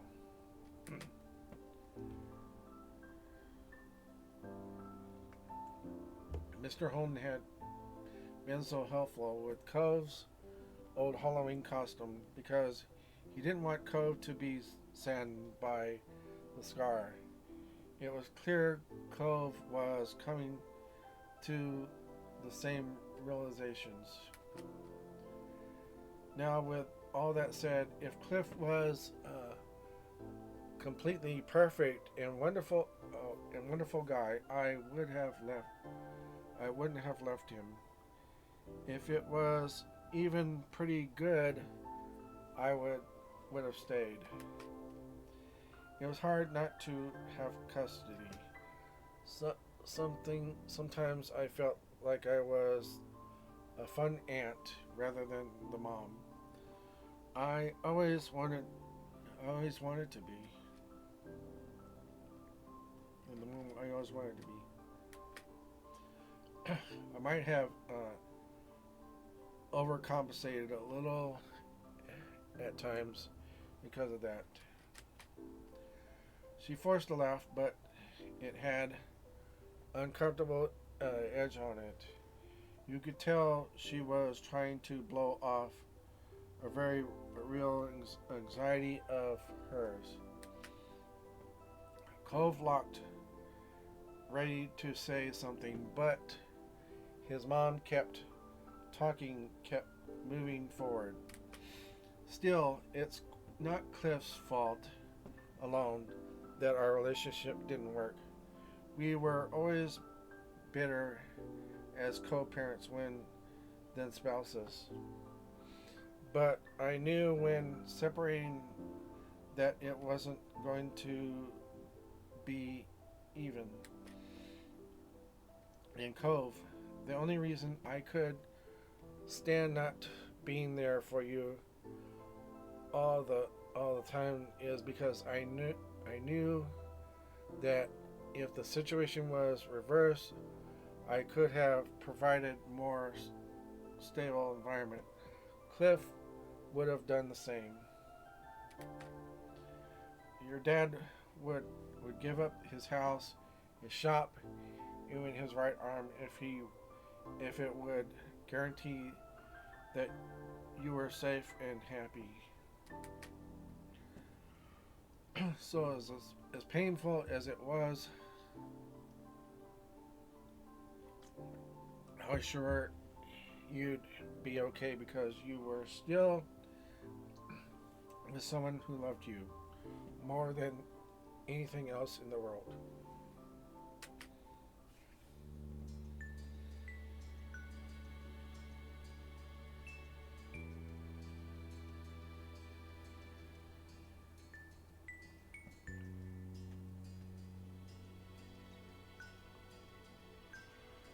Cove lowered his head, tears falling to the ground. He tried to speak. It took a few tries. Thank you for telling me. His voice cracked and Kara made an alarmed sound on the other end of the line. I'm sorry, baby. I didn't mean to make you cry. I get it. It's okay. He was still crying. Everyone could tell. Being physically present or not. Damn. Damn.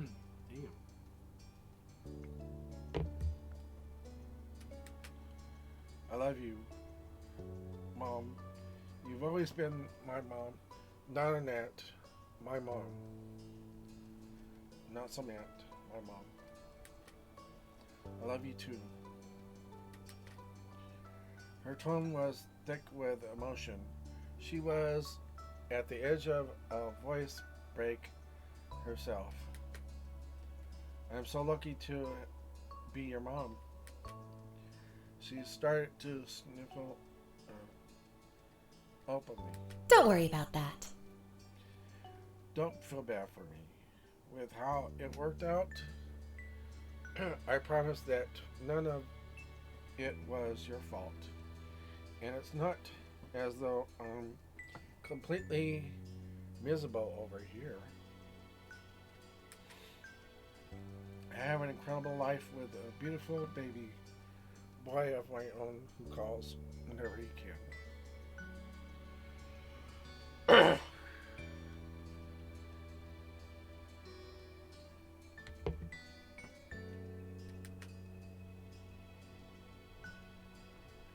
At that, Cole's tears only came down heavier. Thank you. Kara sighed affectionately, and you could hear the warmth in her voice. I think that's good for now. Maybe we should end the call. Take a moment. Is that really all right? He tightened his grip on his phone. You could see how emotionally exhausted he looked. Of course. We'll be in touch soon. For now, you only you'll only be able to keep thinking of me or apologizing. Hey! Hey. Cove cried out defensively over the accusation, making his mom snicker. Bye, and goodbye to you, Chippy. I'm glad you're there for my baby. Talk to you later. Bye, Mom. I love you. Love you too.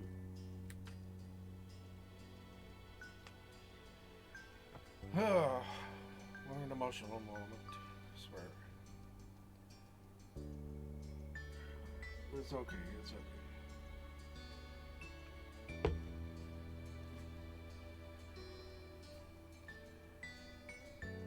It's okay. Cove hung up. He let his hand drop to his side, his phone brushing the fabric on his wetsuit. His other hand went up to his face. He tried to wipe the tears from his eyes. His face was red and he struggled to put his phone back in his bag one-handed. You could tell he was getting worked up. He finally used both of his hands and sealed his phone back into its normal place. Cole sniffled and then reached out for you. His hand trembling on your grasp, and he squeezed it back. He needed to feel your support. Of course.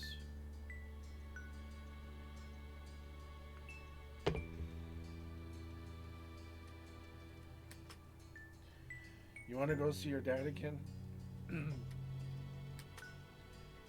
He didn't have to tell you what was on his mind for this. Cove nodded his head weakly. Well, I guess we're not going jet skiing, it looks like. Yeah, you reached back the way you came, feet pounding across the boards of the dock to return to Scuba Shop for the third time.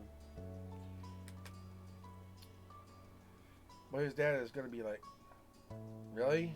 You're back again? What is all this all about? Oh well. Still, I get it. I mean, this is all about getting, things out in the open, leaving things not to be unsaid. I'm sorry, you can understand that. And that's one of the important things that's being put out there on this. Never leave things unsaid. If there's questions, get them out in the open. Talk about things. Don't have any regrets. If you can get not have any regrets and overcome the stuff from the past or whatever, and get those questions out in the open, by all means do that. Do that. You reached your dad's store, and Cove still wasn't slowing down. He pushed his way through the door at full speed. His hand released yours as he charged in. Mr. Holden had been walking around the middle of the store, checking over things immediately. He turned at the sound. What's wrong? What? Where's the fire? He froze when he got a look at Cove's face. He opened his mouth, probably to ask what was wrong, but then Cove launched himself at his father. Cove threw his arms around Mr. Holden's neck. He buried his face in his dad's shoulder and started to sob. Oh, okay. I'm getting emotional now. Oh boy. With deep hitching breaths, Cliff clearly had no idea what was going on, and his hands hovered awkwardly in the air. He looked at you for a brief second, hoping for understanding, before turning all his attention to Cove. He wrapped both his arms around Cove's back. Cove looked secure in his father's embrace, protected and safe.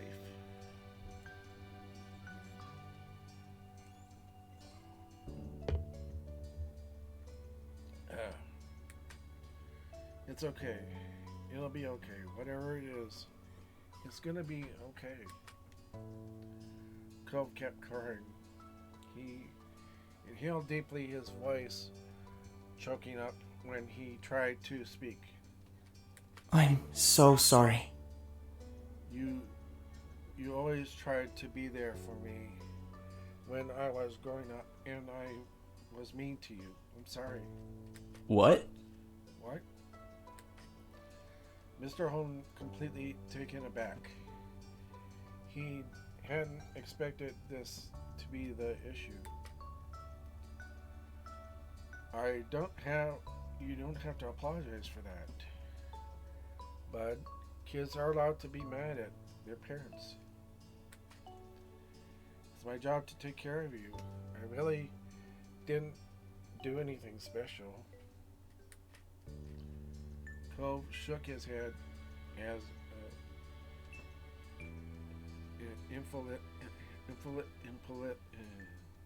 that word, I can't remember. Empathetically as he could, while he still tucked in against his dad. You've always supported me no matter what. You've always loved me. I wish I realized how much you did sooner. Ghost squeezed him tighter. Thank you. I love you, Dad.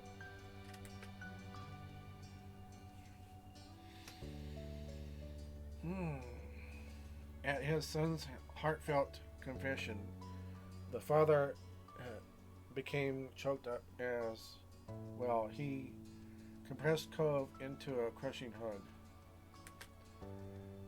I do love you. I always will. You can count on that. I want to be there for you too. They clung unto one another, absorbed in the moment. Then, after a little while longer, they slowly began to loosen their hold. Cove sniffled and moved so he could use his palm to wipe away his tears.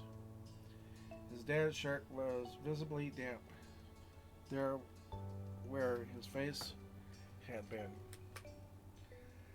Cliff patted the top of Cove's shoulders. He looked at his son with pride.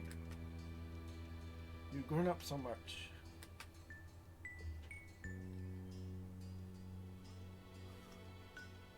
Cove started to laugh, though through his tears, a wavering smile on his lips. You doubted that Cove would have ever thought that crying on his dad's shoulder was a sign of maturity, but it was true. Cove had changed over the years.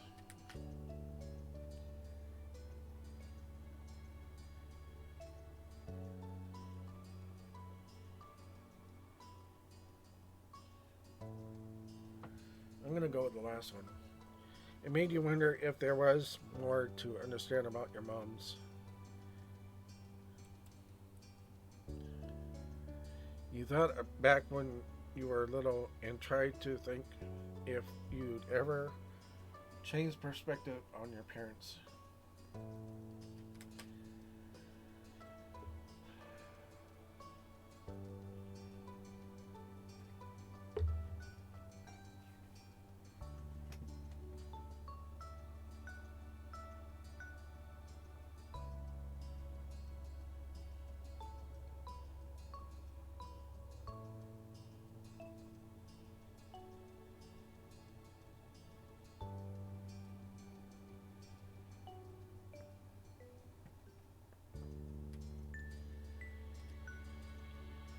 You appreciate everything they had done for you, but maybe you could tell them thank you when you got home. Just in case. Yeah, I can see that. Cole wiped his eyes again. You're a good dad. You're a good son. Mr. Holden, plainly touched by the words, and beamed at his beloved child. Cove looked away and shyly traced his scar. Cliff chuckled and released Cove to rub the back of his neck. Earlier, panic had bled off, left the confusion. I'm glad we had this talk, but what was it that made you cry in the first place? You weren't too bad off when you left before. Oh. Cove ducked his head further down, getting very good at the scarf marks on the floor.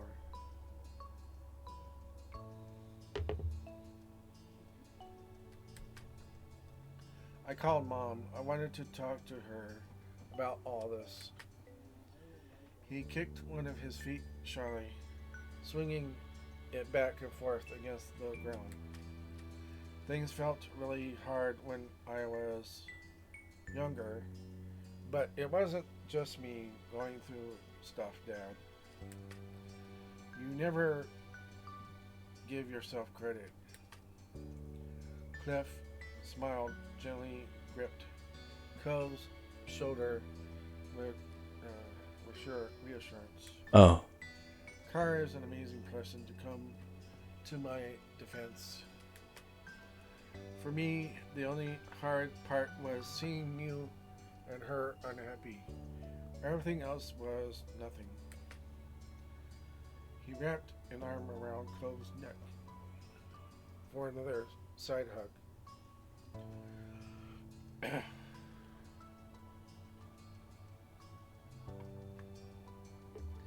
Cove leaned into the embrace and glanced up at his dad.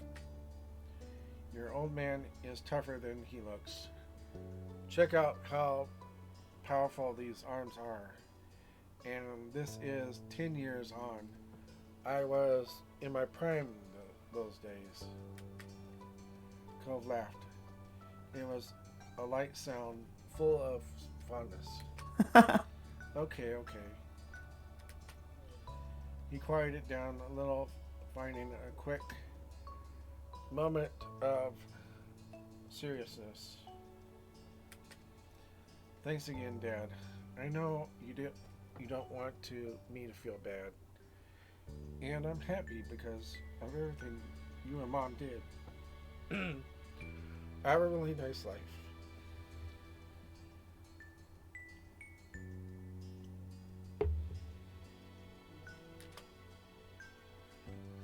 Mr. Holden's countenance became much more serious. He didn't take what was said lightly. Cove, you're very welcome. That's so good to hear. Then you let Cove go again. Then he let Cove go again. This time they both took a step back to their normal proximity. Mr. Holden cleared his throat and he looked right in your eyes. That's a relief. I also appreciate that you are here for support, Chippy. You're a loyal partner. Well, I try.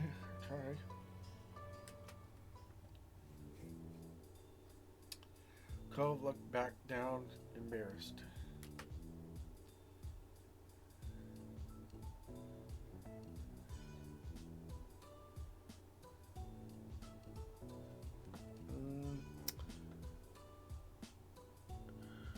I'm gonna go with the second one. I want to be there for you too, Mr. Holden. Cove's dad broke into nervous laughter. He could keep in.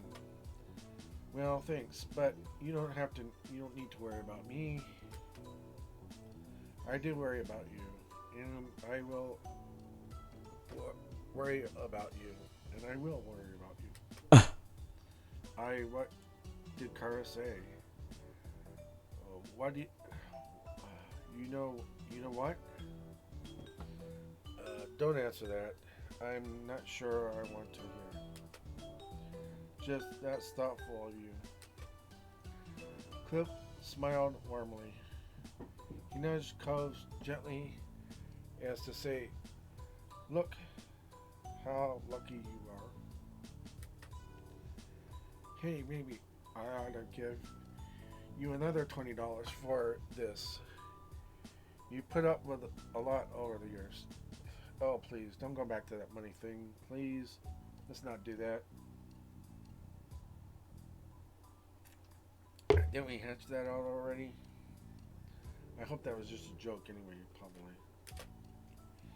Cove's cheek puffed up into a pout. No. No.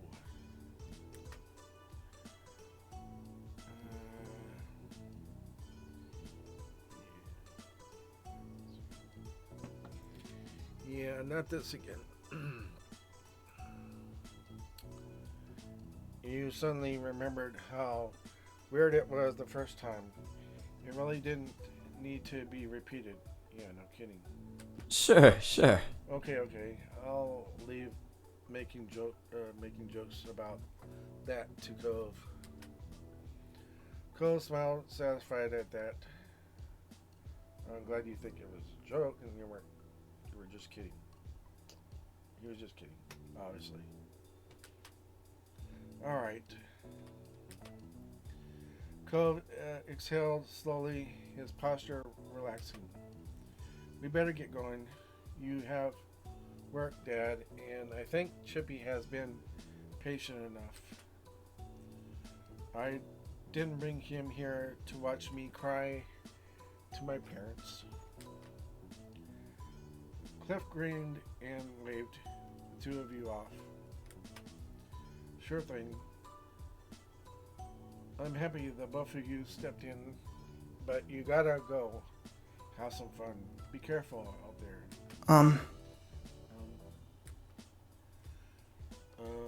I don't need to go jet skiing anymore. Chippy, if you want to go, I don't mind watching. No way. You are a mature young man, and you want to jet ski when you should go out and jet ski. If you want to go jet ski, then you should go out and jet ski. I'll still be here if you need anything, right? Okay. Yeah, okay.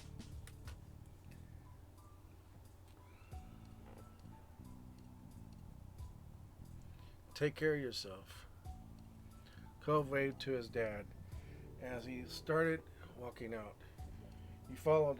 When you turned back, Mr. Holden, before you went out the door, he was waving.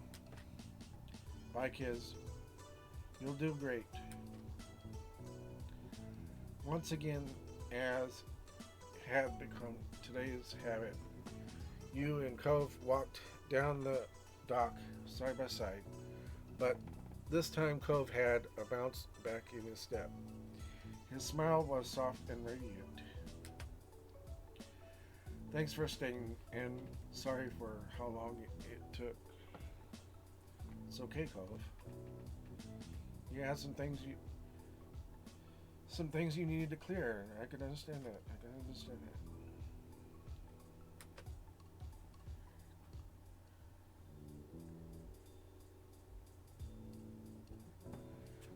Yeah, you do the same for me.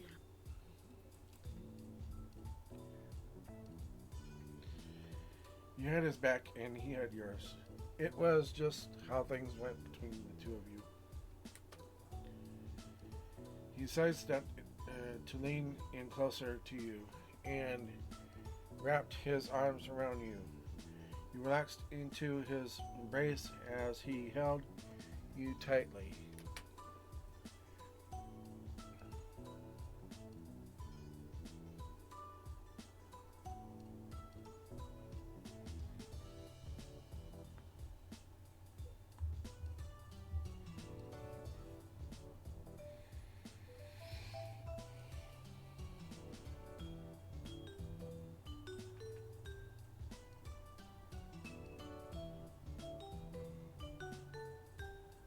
You could smell the scent of the ocean on the breeze and feel the warmth of his chest.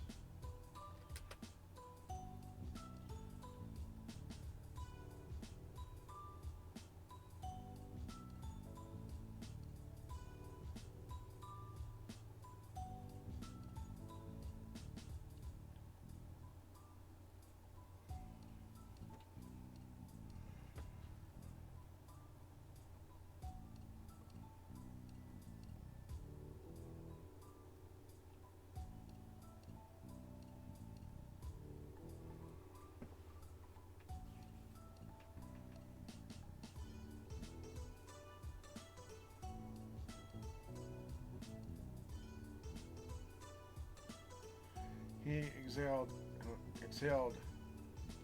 and took a step back. His face a dazzling smile. The water lapped at the dock beneath your feet. Cove looked down when a practically strong wave crashed against it. It's weird to think about my parents' relationship There's all the stuff that I didn't know because I wasn't there, or because I was just a kid, or because I didn't even exist yet. It feels really complicated. Relationships are complicated.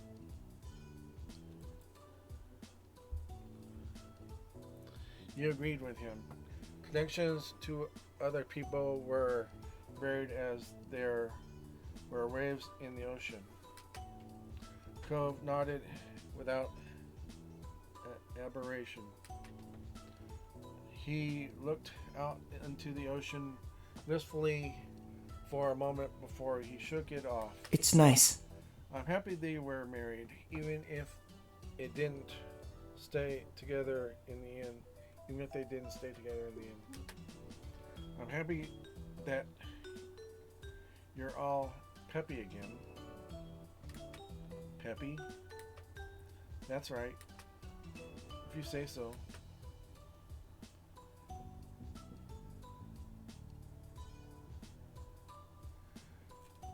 You asked about what he thought about marriage for himself. Now, are you scared of it? What? Marriage, because of your parents' history. Cove shook his head shyly. He didn't hesitate for a second. No, surprisingly, I don't have issues about the idea of getting married someday.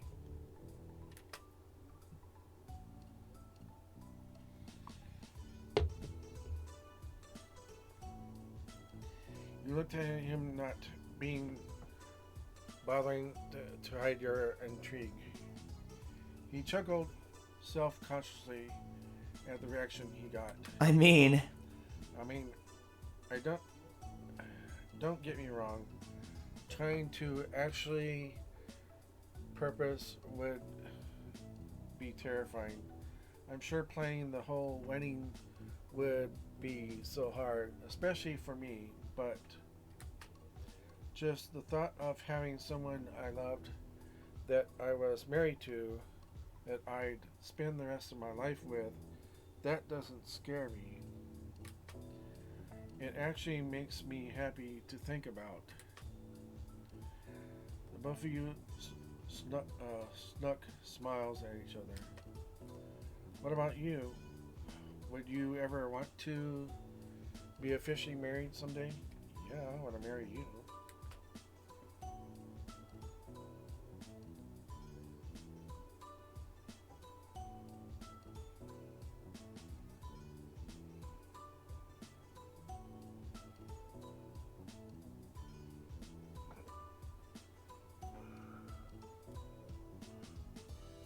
Yes. Yes. It's something I really want someday. It was a bit of a dream for you. Oh. He quickly decided to change the subject after that admission. Alright, no more distractions. Let's go. Time to jet ski. You looked at him loudly. He looked more determined. You were going to jet ski. The two of you began more quickly make your way across the boards. Despite the excitement, you were both careful. Neither of you wanted an accident, especially after what happened with Cole's first jet skiing trip. You finally got to the rental place. You were surprised at how easy the process was. It took no time at all for Cove to climb on to his jet ski with shaky legs. You rented your own jet ski. You spent the entire time wanting to jet ski, and you were thrilled to finally climb onto one. It was lime green with blue detailing. The jet ski rocked slightly as you got on, bobbing with the waves. You looked across to Cove. He sat motionlessly astride with his jet ski, preparing himself to start it up.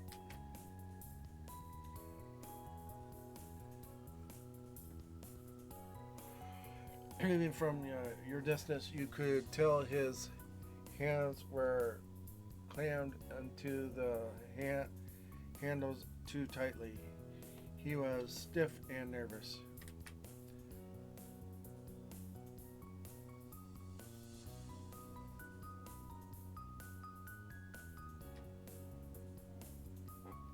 It'll be alright, Cove. Trust yourself.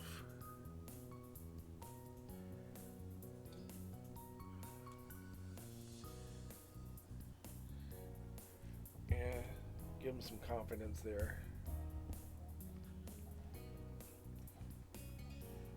He took a deep breath, and you could see the rise and fall of his chest. Thanks! Thanks, Chippy. Of course. He inhaled slowly and started up the jet ski. It roared forward, and you were surprised you could hear him squeak over the sound of the engine. He stopped after a few seconds and breathed again. He clammed down. He started up once more. Cove spurted and stalled it with while going a little farther each time. He grew comfortable with the feel. Cove eventually reached the point where he only stopped the jet ski when he had something to say. He kept showing things at you. This is amazing. Did you see that, Chippy? This is great. This is so great. You had gotten your own jet ski going as you were as well. You made sure to keep a safe distance. Cove watch what you did with enthusiasm. Nice turn. He zoomed forward, and you could hear his bright laugh ring across the waves. You were relieved he'd taken it so well.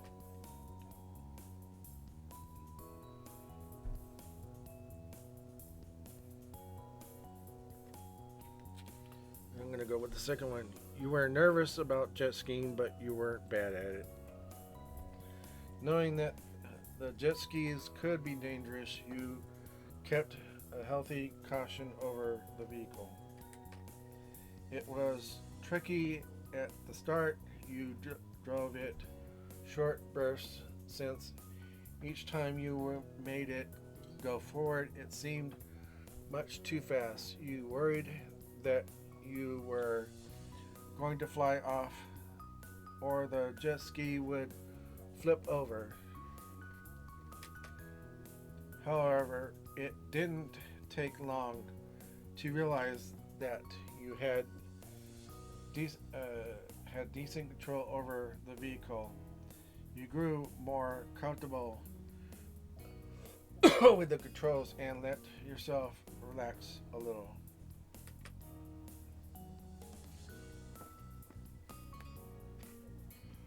Eventually the sun set and you had to pack up. Cove was thankful, still in one piece. No cast necessary.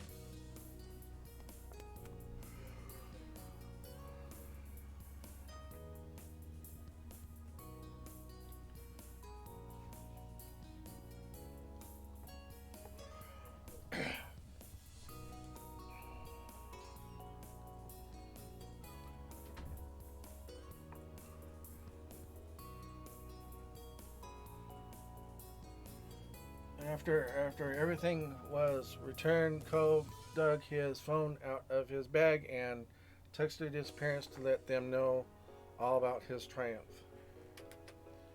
An idea to take a photo and to mark the occasion struck Cove, and he wanted you to join him in the selfie. Of course. You got into a silly pose. Cove snickered when you got into a position. He hesitated for a moment before trying his own funny face. That's what this whole day is supposed to be for, is having fun. He showed you the picture and it made you smile. It would be a nice memory.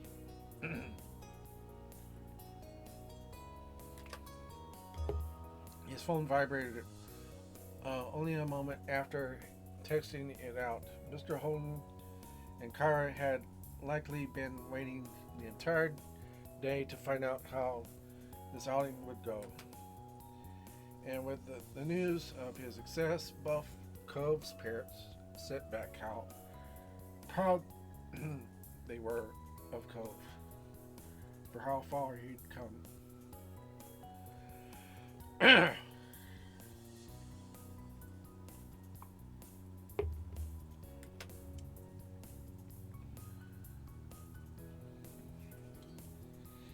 Watching him grinning in the setting sun after facing so many fears that day, you felt the same. And that's it. That's the end of it. So I hope you guys took in some things from this. Like, like I said, don't let anything be unsaid. If there's questions you have, get those questions out in the open. Don't let there be any regrets, If there's anything that hasn't been said and it needs to be said, say it. Get it out in the open. Anyway, just want to thank you for watching on my YouTube channel. Don't forget to click the like button and the subscribe button if you haven't done so already. Also, if you please can go to my Patreon account and become a Patreon contributor. I'm really feeling bad that nobody has become a Patreon contributor, but I'm not giving up on it. I'm not going to give up on it. I really want to do this because I'm doing it for a charity, okay? Like I said, I don't see any of the money. It goes directly to charity, and that's why I'm doing this. This is why I'm making videos for YouTube, on YouTube. It's why I opened up a Patreon account. So I really encourage you, please go to my Patreon account and become a Patreon contributor. It's for charity. So you would be helping out the community needy charity or worthy charity, and that's why I'm doing this. And I'd really encourage you to do that. So please do that if you can. So with that being said, I'm going to go ahead and save this. Whoops. Save. Let's go to a different page. All right. There we go.